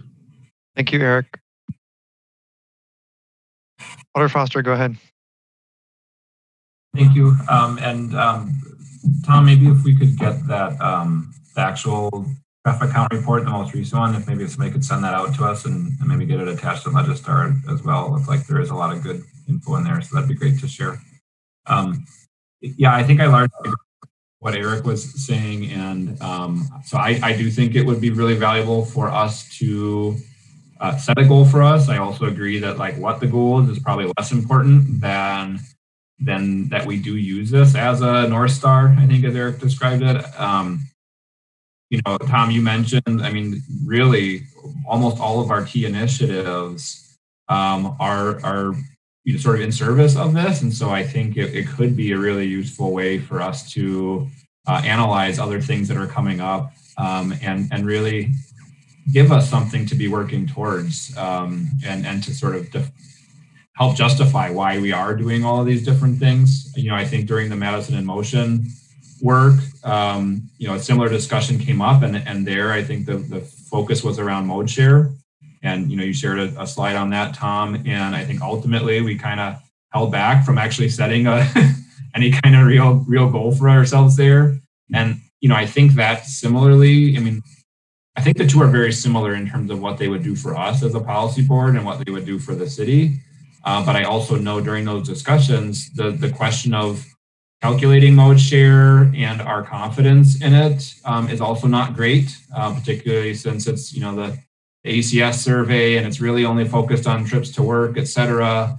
There are some limitations with that. And so, you've shared some of the limitations and challenges with VMT calculations, but all things considered, I think it might be a better North Star measure than mode share, perhaps. And certainly we can continue to track both of those. But I think especially if streetlight is something that would make this a relatively easy process, then this feels like a really good high level kind of North Star metric for us to be holding in front of ourselves. So while I don't really care, whether it's reduce it by 25% or 10%, or I guess I'd be interested to know what other communities are doing, or maybe better yet, how could we come up with a projection that's realistic but yet a stretch goal? But I do think we need to be tracking it, and then we need to be evaluating: are we being successful? Are we bringing it down? Through these initiatives. I would also add, Tom, to your list of what we're already doing that could impact it. I think the work around parking policy that we're taking on also could really have a key role in there as well. Just parking capacity, particularly in the downtown and campus areas, really can have an obvious effect on VMT as well. So that's another initiative that I think is in service. And I think lastly, I would say that the other reason why it's important, besides just the sort of environmental reasons that you mentioned, Tom, and this overall kind of physics problem of capacity on our roadways, I think is around traffic safety and Vision Zero. And there's really clear connections between the amount of VMT and the amount of crashes and the amount of injuries and deaths that are happening. And so, Vision Zero, we're looking at what we can do separate from the question of VMT, but I think, in the conference that I attended, VMT reduction should absolutely be a Vision Zero strategy as well. So I think we should connect the dots there also. Thank you. Yeah, I think my major, I don't know if you'd call it a goal or whatever, is that if we calculate VMT, it's something that doesn't take lots of staff resources, because right now we're using a lot of our GIS staff to kind of massage the Vision Zero quite a bit network.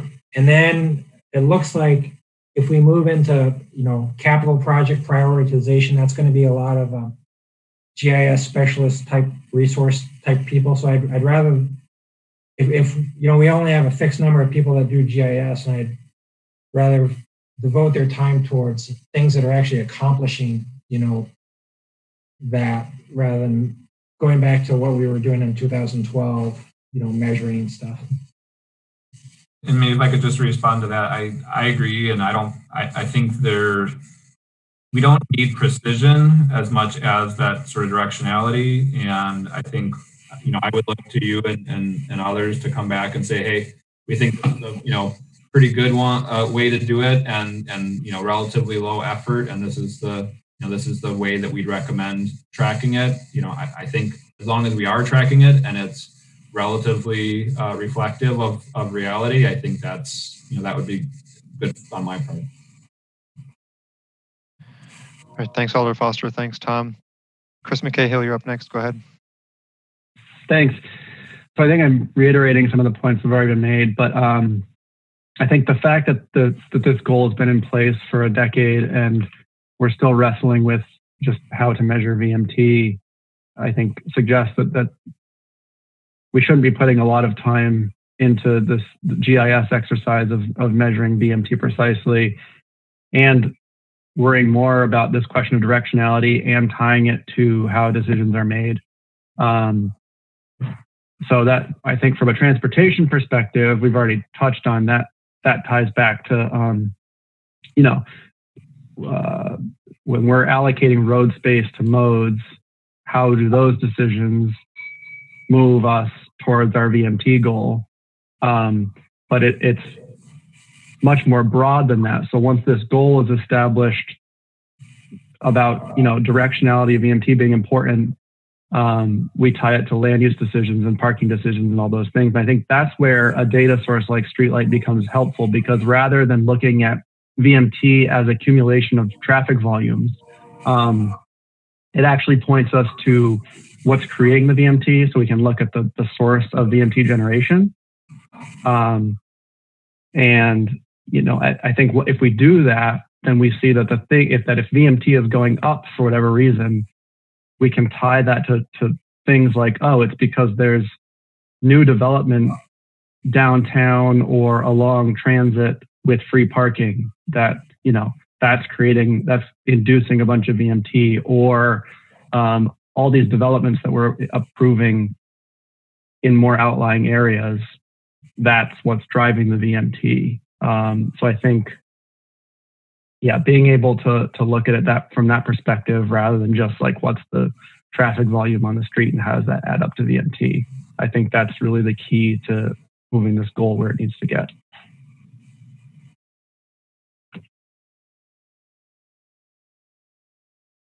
Thanks, Chris.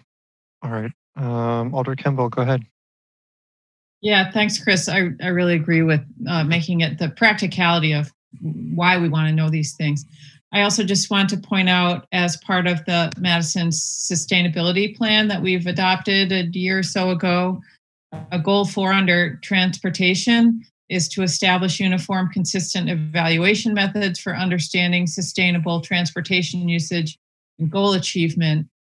Establish reduction targets for VMT, and establish mode share goals for alternative transportation choices. And then it has a set of actions. Create a citywide transportation evaluation plan or survey that establishes methodology and standards for tracking mode share, VMT, and other important transportation data. And using the transportation evaluation plan data, create goals and targets for increasing alternative transportation use. So, I mean, we're being called to do this in multiple ways, not only that, moribund resolution from long ago, but also, I mean, the reason why we want to do it, one major reason is laid out in this sustainability plan. So I agree, let's not get in the weeds about how we measure it, but let's say that we do have a really broad shared community goal of reducing it, and we need to figure out, understand the drivers of it so we can actually make policy and make decisions that have that effect. All right, thank you, Alder Kimball. Additional questions, comments, or discussion then for this item?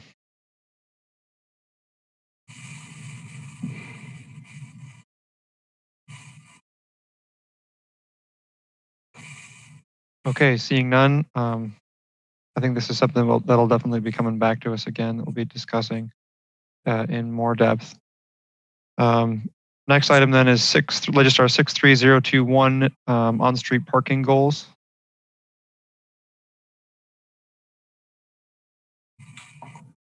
Great. So should I share my screen, Eric, or is Sonia here, or she's not? So I thought I would do the middle part. So if you want to start, I can just tell you to advance, or I can turn mine on, however you like it. I'll start it. That'll force me to pay attention for the whole thing because I have to turn the slides, right?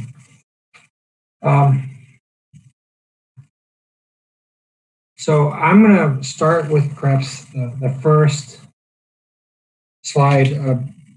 Sabrina has been interacting with on-street parking regulations for the last 4 or 5 years, and she continually gives me memos and reports. Some of the reports are from 50 years ago, some are from 30 years ago. And maybe because I'm slow of learning, I think I'm finally starting to get what she's been trying to tell me.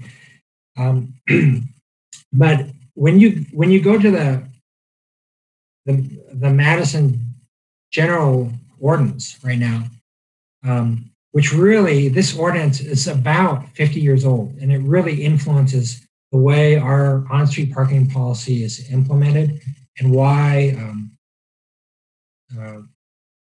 residents in the Galaxy can't get an RP3 permit, but a house that's next to the Galaxy can get an RP3 permit. Really ties into this nexus, which is our purpose.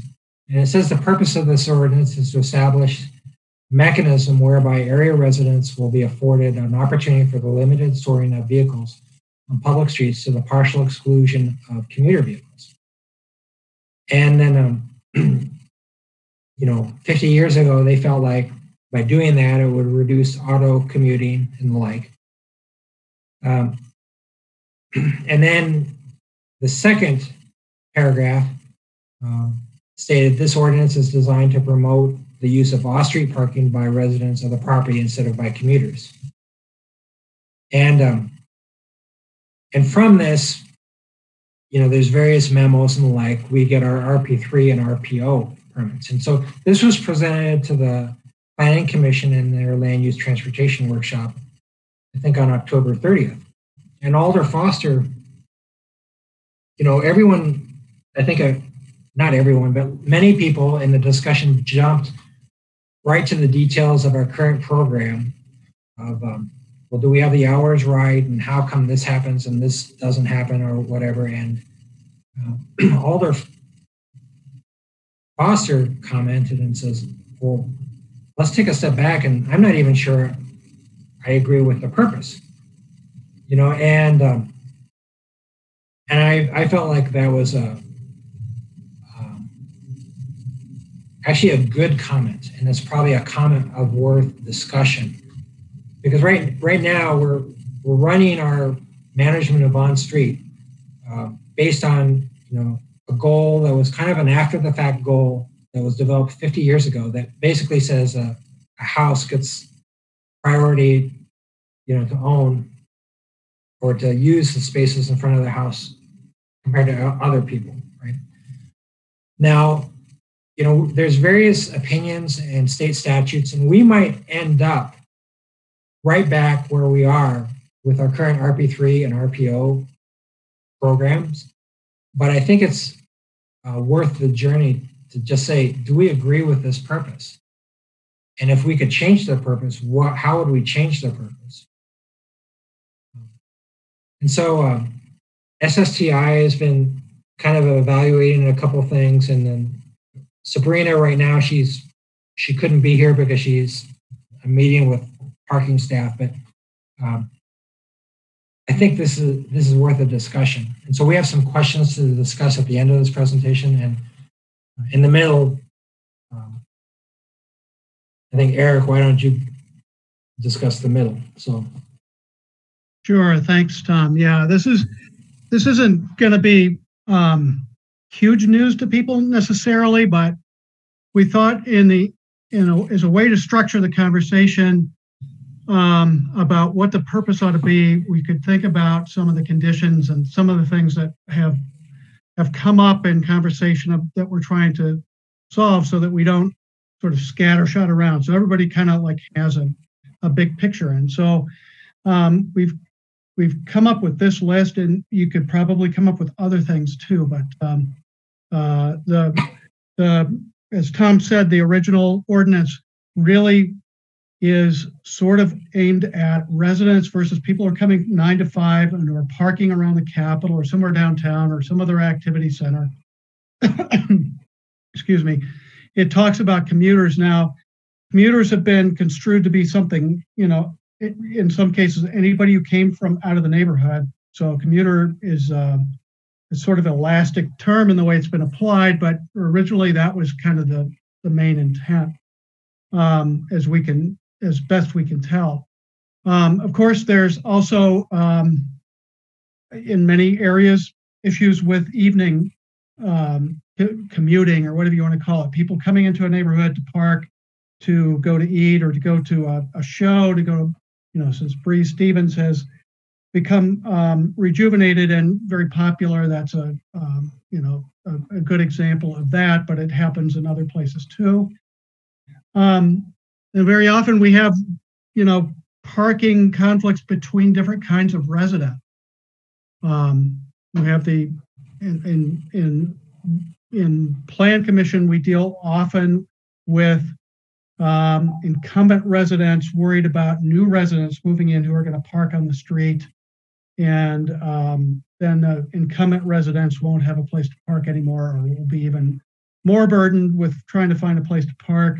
That could also happen with other land uses too, but we tend to hear it mostly with new residential buildings, mainly because of what we've seen and where they've been located in the past 10 years or so. We also have some potential, conflicts between people who have are living in a building that was built before World War II and literally has no parking, and they're in an area where there are places that do have driveways. And should we give preference to one over the other, or does everybody get the same right? Single family versus multifamily. Multifamily buildings take up more. If everybody parked one car per housing unit, multifamilies would occupy more space. So again, you get this in Plan Commission a lot with opposition to more intense infill that we want otherwise. And I'll show you in a second, but we also have in many areas issues with permit holders versus permit holders. Even if you sorted all the rest of this out, we just have too many people who have permits compared to the number of stalls available. And so that's just an ongoing conflict that the program really isn't addressing very well at all right now. And moving on, we have places in the city where we have shopping going on. I live near Monroe Street. Willie Street's a good example. You can think of other places where there are merchants who don't, or restaurants or something like that, who don't have designated off-street parking because of the time when it was developed. And so people park on side streets in front of people's houses. People who live near Trader Joe's get a lot of Trader Joe's traffic around them. And, it is what it is. We have conflicts between, and this is also in my neighborhood, residents and schools. So West High School is a big conflict point in mine, and we've, close to my house, it's Edgewood College and Edgewood High School. So we have some RP3 around us just to deal with the students and others who might be parking and walking over to Edgewood.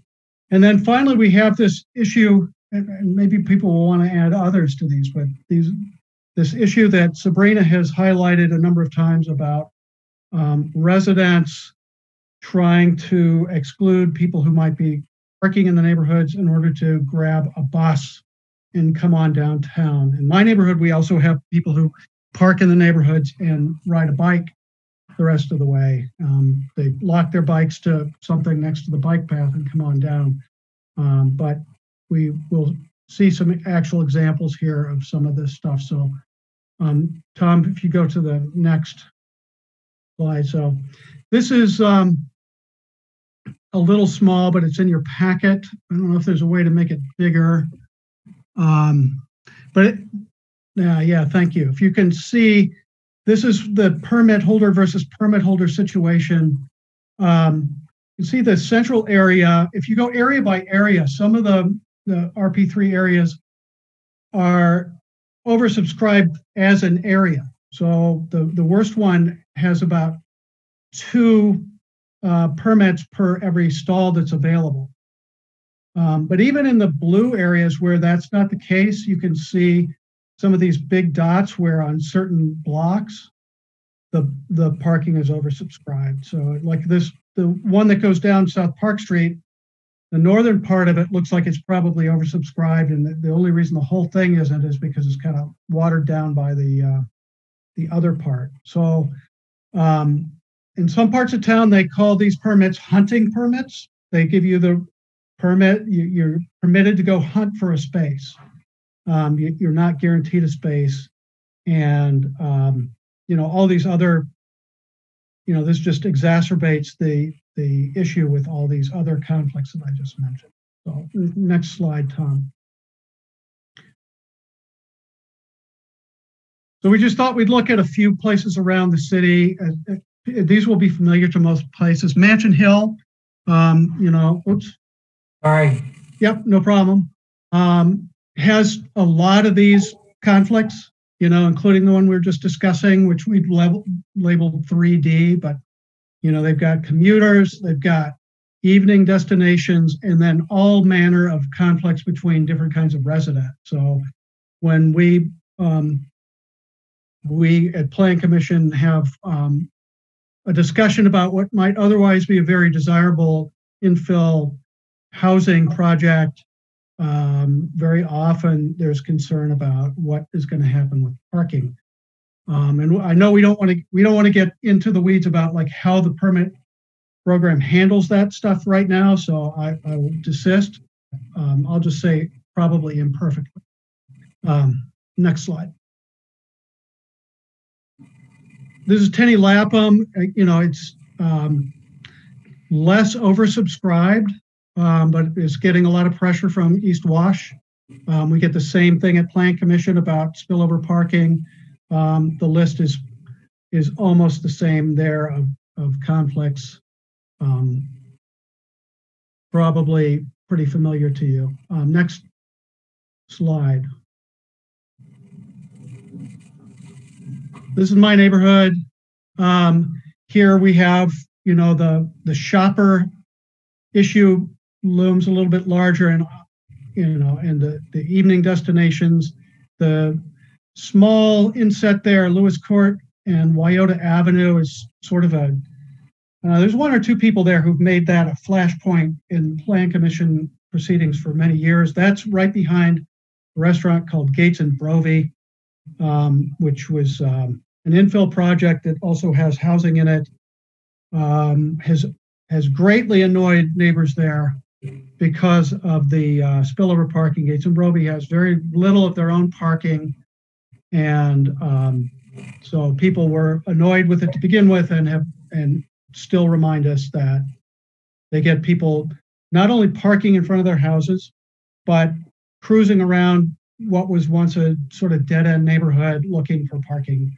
So it's not only the maybe they don't need the parking space in front, but they also don't like the cruising around aspect. So that comes into this as well. And then of course we have the conflicts here with Edgewood High School and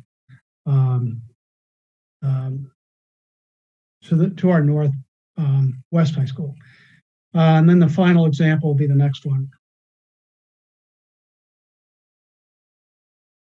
So this is Madison Yards, and this is where there's really not a shortage of on-street parking around Madison Yards. That's because most of the houses and apartments there already have off-street parking. You can see that there's not a lot of, the ratio of permits issued to parking stalls is very low. Yet this has become an RP3 area in some places because people are concerned that Madison Yards, with its TDM, you have to pay to park there. People will, instead of doing the TDM, will go and park on Sheboygan Avenue or some of these places to the south. And then that brings up the conflict of, this is a really awesome place for people to drive in from Middleton and park and take the bus downtown. And we're squeezing them out. So it raises a whole bunch of questions about the appropriateness of these sorts of conflicts and managing them through street parking restrictions. So hopefully that helps flesh out the issues just a little bit more. Again, probably not super news to people, but maybe that sets up the discussion that Tom wants to have. Yeah, so I'll just talk about the three main questions. One is, should Madison's on-street parking program purpose continue to be focused on excluding commuter parking in residential areas? Okay. And then if not, should managing commuter parking be part of it and not all of it, and then if so, where should commuter parking be allowed and not allowed? And so I'll just throw that to the board. I know Alder Foster had some thoughts regarding this at the workshop on the 30th. And so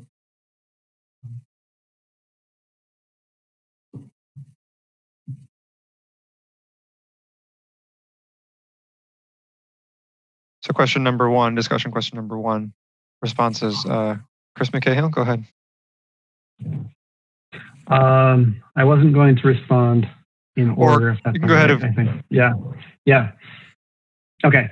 So I think this framing of conflicts, conflicts for parking, which I'd heard about from Eric, but I hadn't seen yet, is really helpful for me in thinking about this issue.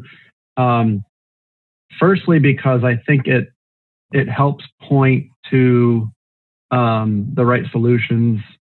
Well, let me start by saying I think it points to the goal of the parking permits as it's currently stated being sort of off base. That what the goal really seems to be is about managing demand, and in certain places that demand is as we saw here, it's residents versus residents, or residents versus commuters, or residents versus retail, or whatever that might be.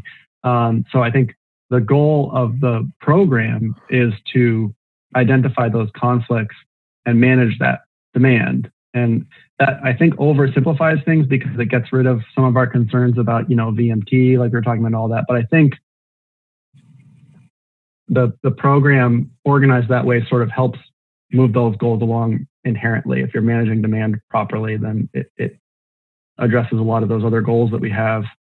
So this framing helps point to what is the right kind of policy for a given area, depending on what those conflicts are. What is the demand and what policy addresses that demand?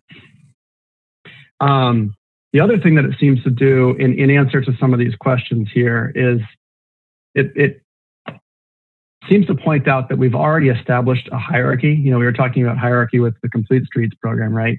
We've already established a hierarchy here, maybe inadvertently. That is, residents have higher priority than commuters, and even existing residents have higher priority than incoming residents. So we've got this sort of beginning of a hierarchy built in. So I think maybe what's needed is sort of laying out that hierarchy explicitly, so that when we see an area, we see, oh, this is an area where residential demand is off the charts. There's more permits than their parking spaces. So there's a clear program there. But then, as we start to see commuting encroach on that, or retail development encroach on that, it points to different policy solutions. So I don't know how well I answered those questions specifically, but those are kind of the thoughts that are bouncing around right now. Oh, good, thank you. And I think it's useful to use the word demand.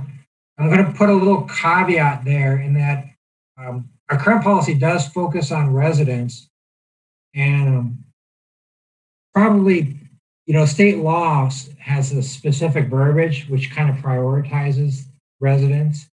That doesn't mean that we have to use that, but currently the way the state statutes are, they give exceptions for residents, and consequently our parking ordinance kind of keeps that hierarchy. But the idea of, is that the right hierarchy, is a question I think that's worth asking. Just a thought on that is, I think if we broaden the thinking a little bit, maybe it gets us to think about not just the tools that are enabled by the permitting program, which might have some statutory restrictions on it. I don't fully understand those, but it could also point to where areas need to be metered, and things like that. So we kind of there's a whole slew of tools that we have to come to get to that core issue of managing demand.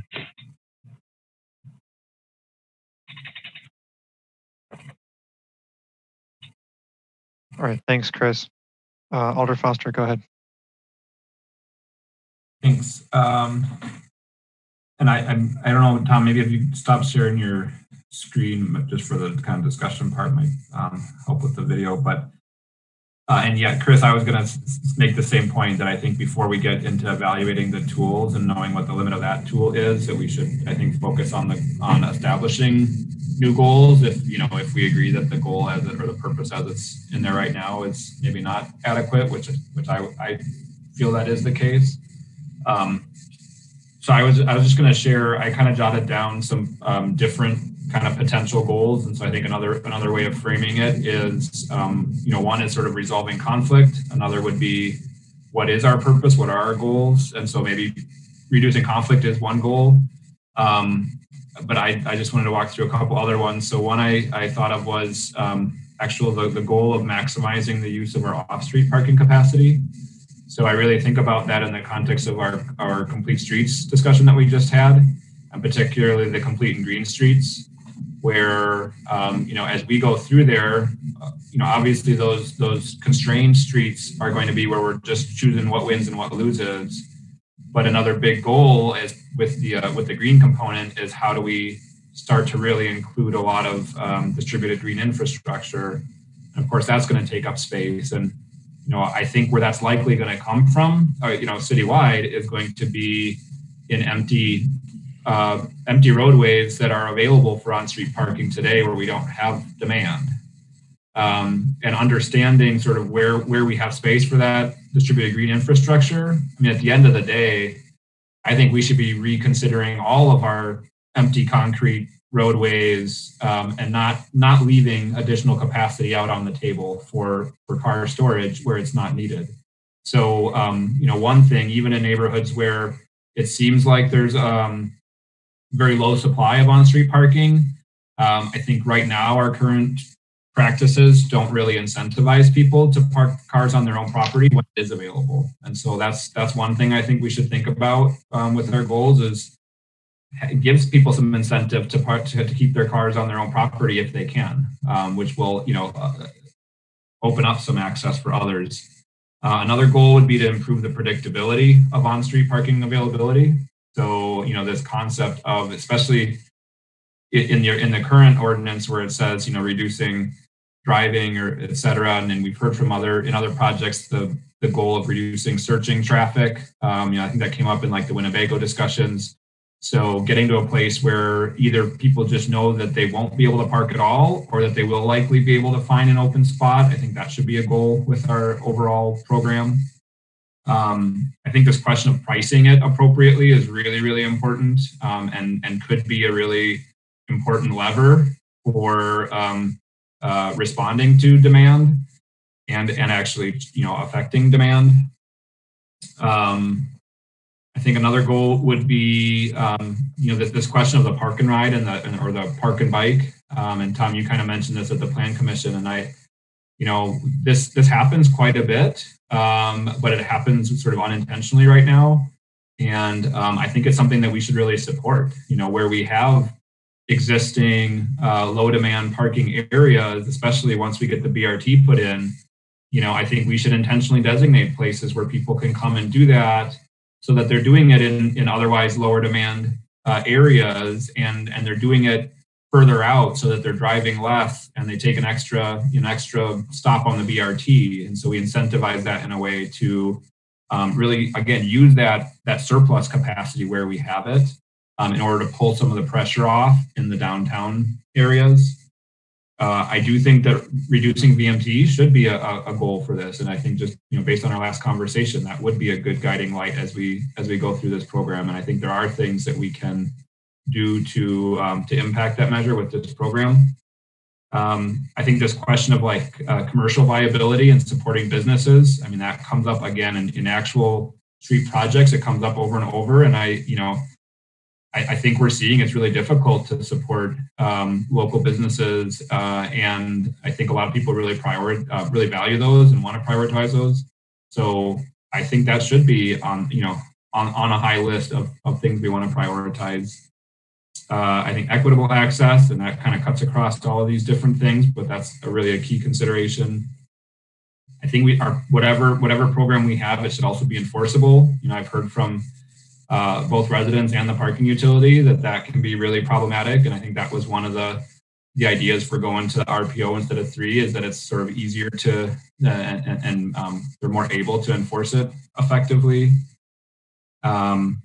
And then I think also the whole relationship with TDM and really making sure that whatever we come up with supports the goal of infill development. and really addresses kind of that question head on. And I think in particular, if we're doing all the other things that I was talking about or some subset of those, this will, potentially make free and easily available or cheap and easily available on-street parking less available for existing residents. So that I think for many would be seen as a negative, right? That's the negative that they see when there's a proposed large development and they're saying, well, why would I want to allow this thing to come in? It's going to make parking worse for me. And so I think this program, and not the permit program itself, but our policy needs to take that head on, and it should consider providing a benefit back to the same neighborhoods and areas where parking may become more difficult or more expensive. And I know that there are cities that sort of do that in an intentional way, but I think that's something we should really consider, because otherwise we're really just going to be sort of dishing out a negative to a lot of neighborhoods, if we are reconsidering these goals. And I think we need to have something on the positive side to say, we're going to make these changes, and here's the benefit for your neighborhood and for your community as we make some fundamental changes to it.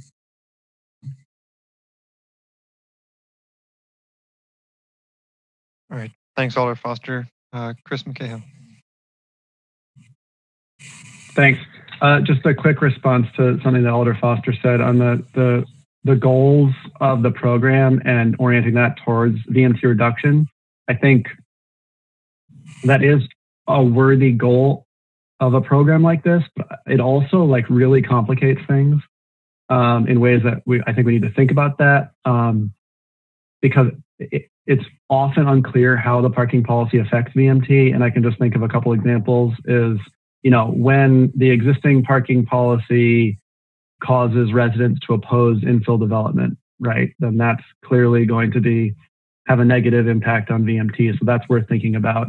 But then I also think of the current alternate side parking situation that we have, in some places where folks are switching their cars every morning. Does that act of needing to get in your car every morning to move it, does that encourage folks to drive? So I don't know. That's not to say that VMT reduction maybe isn't the goal of the program, but I think it's a really complicated question of how the program supports that goal.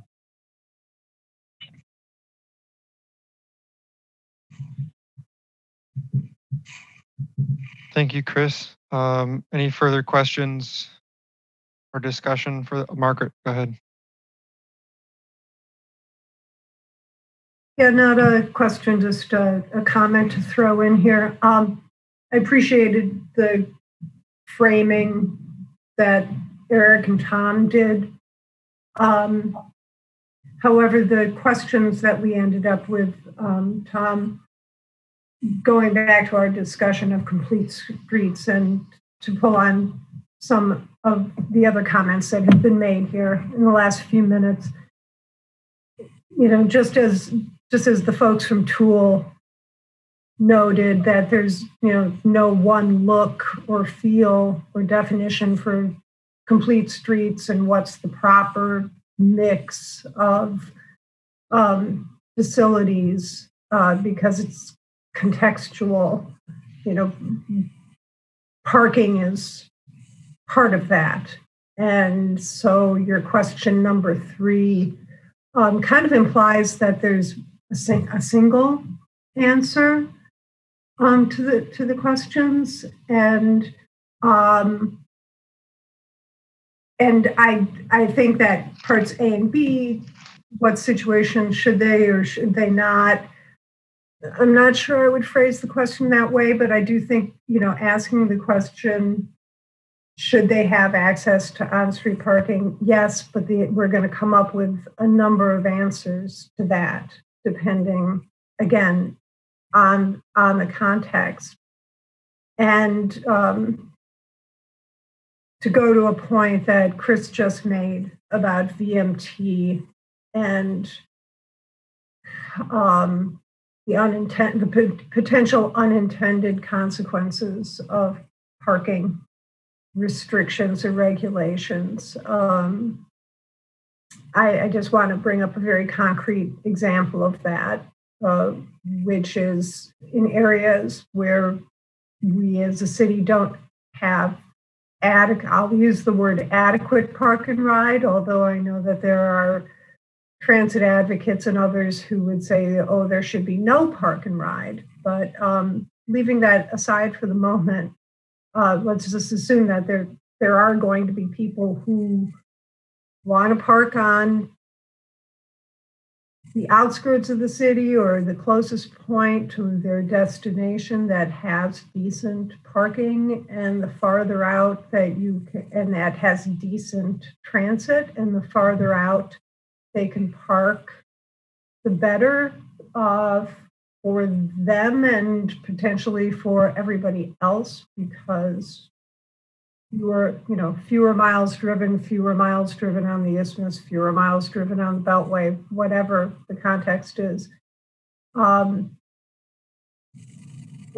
in that case, parking for commuters. I mean, we've had cases where people who have essentially empty streets and parking for all of their single-family houses and multi-unit dwellings as well, still object to people using their street for parking because they feel a sense of ownership, even when they're not using the spots. So to me, that's another context in which that question has to be evaluated. Obviously there are times when it's, we don't want to turn somebody's neighborhood into a massive parking lot with people circling the block all rush hour long. But, or we may not want to use every single parking spot in a neighborhood for commuters, but then we have to address that perhaps with our bus lines and our bus facilities, our transit facilities. I think selfishly, in our comp plan, it says to develop some park and ride lots. And, park and ride lots, if they're structured parking, are quite expensive. Right. But I suspect our streets probably capture between, 1,000 to 2,000 vehicles where people park on a street and you get on a bike or a bus to go to the destination. And, that street is a resource. Right. That's community owned. So I feel like, well, that's kind of using an existing city resource. But it does cause conflicts. Eric talked about the conflicts of people feel they own the pavement in front of their house. So. Right. Yeah, no, I suspect that you and I would come down on the same side of that discussion with residents, and I think actually your estimate of a couple thousand is low, because I have some sense of how many folks who use the pass programs, for example, are driving part of the way into the city and then hopping on a bus. Yeah. But yeah, I think you and I would fall on the same side of the argument, but it's a discussion that we've had before, we need to continue to have. And it's going to have a different answer. That's why we have some streets, on the isthmus that are marked for 2-hour parking, no permit required, but you get farther enough east or farther enough west and there are no parking restrictions.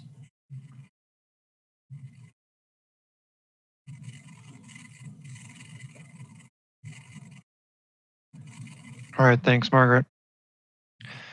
Additional questions about the presentation, comments or discussion for this item? All right, thanks, Eric. Thanks, Tom. Obviously we're gonna, go ahead, Tom. Yeah, I think this measure is somewhat, it's relevant because if we want to move a TDM ordinance through, we need to get our heads wrapped around this. So what we might do is we might come up with taking all the comments that we had tonight, we might craft maybe a purpose or something like that, and bring it back to the next meeting. And then use the kind of the holiday break to have our city attorneys do a bunch of research on what we can and can't do as far as tools. You know, what tools are, if our goals were this, you know, what are the tools that we can use within state statute? And so I think we'd like to keep this moving along. And I think we appreciate the thoughts that were expressed tonight, and we'll use those to maybe craft an alternate purpose or something like that. Thanks, Tom. Alder Foster, go ahead. Thank you, and I think that sounds like a good approach, Tom. I was just going to add that, you know, perhaps maybe during that kind of staff research phase, looking at other cities and you know, trying to find some model cities and what, you know, kind of what suite of tools they're using. Obviously, different states might have, you know, different restrictions or things that are allowed, but I think with just like with the TDM program, it was helpful to kind of get a sampling of how some other cities approach it, and even, you know, there we started with a pretty high level question: do we want to do employment based versus land use based? And you know, we kind of got at it from there. So I don't know if there's an equivalent in terms of on-street parking management policies and procedures, but that might be a helpful way to just kind of get us down a path more quickly. I'm not sure there's any city that has on-street parking policy nailed, right? You know, more nailed than we do. That's all we know. I don't know. Go to New York, San Francisco, LA. It's always. All right. Thanks, Alder Foster. And then I no longer need to ask the question of how do we want to move forward with this, because it sounds like we have a plan. So last call for comments, questions, discussion on this item. Thanks again to Eric and Tom. And all right, next item then, Legistar 63022, bus rapid transit locally, draft bus rapid transit locally preferred alternative resolution update. Yeah, so I've mentioned this at the last meeting, is that we would like to, I'm going to call it a refinement to our locally preferred alternative, which includes the center running, and have that probably introduced into council December 1st so that we could have an action perhaps in January. Right now, the whole BRT schedule is kind of contingent on us getting all of our ducks in a row.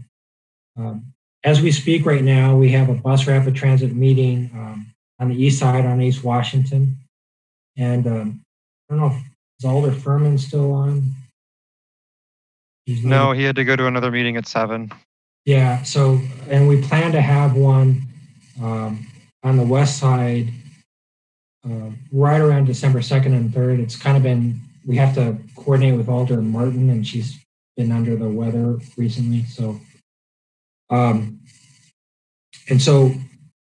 because of the Thanksgiving holiday, we'll probably have to introduce or submit the resolution yet this week to get it on the December 1st. So I may be contacting the alders that are on this committee if they'd be willing to sponsor the resolution, recognizing that we'll have 2/3 of our public involvement done, but not the full 3/3 done, just so that we can start the discussion in the January timeframe.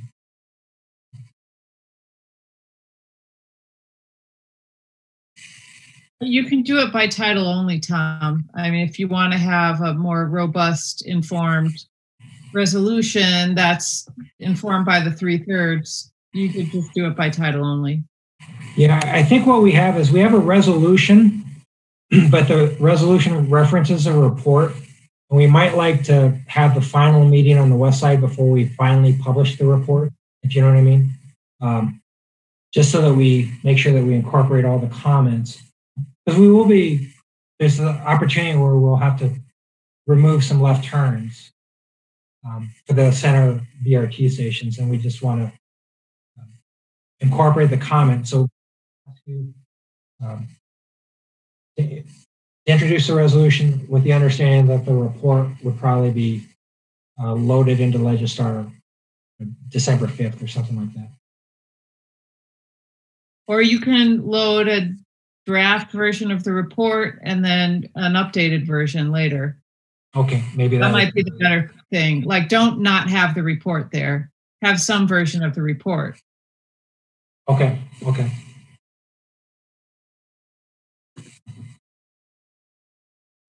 All right, thanks, Tom. Any questions on this item? Further comments? All right, seeing none. I have no general announcements other than our next meeting is in 3 weeks. I guess I have to ask for, are there any questions on that item? Comments? All right, seeing none. Last item then is future agenda meeting items. Obviously, we're going to see the parking thing again. Tom, I wasn't able to find my notes from our agenda setting meeting last week. Do you remember what we had on tap for December 7th? We were hoping to begin the discussion about capital project prioritization. Yes. I'm not attached to the city network right now, but I think that was one of the big ones. Okay. With that and parking, we'll take up plenty of our time, and there'll be some things that come up in the interim. Tom, if you have an updated list of future agenda items, when you get a chance, you can share that with the board. I think that'd be maybe a good idea. Other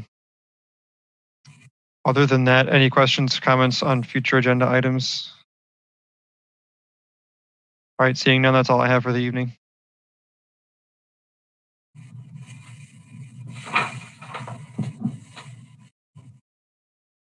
All right, Chris. We'll move that we adjourned. Excellent. Is there a second? Second by Eric. Discussion? None. All those in favor of adjournment, please unmute yourselves and say aye. Aye. Aye. Opposed, no. Chair believes it's unanimous. We'll see you all on December 7th.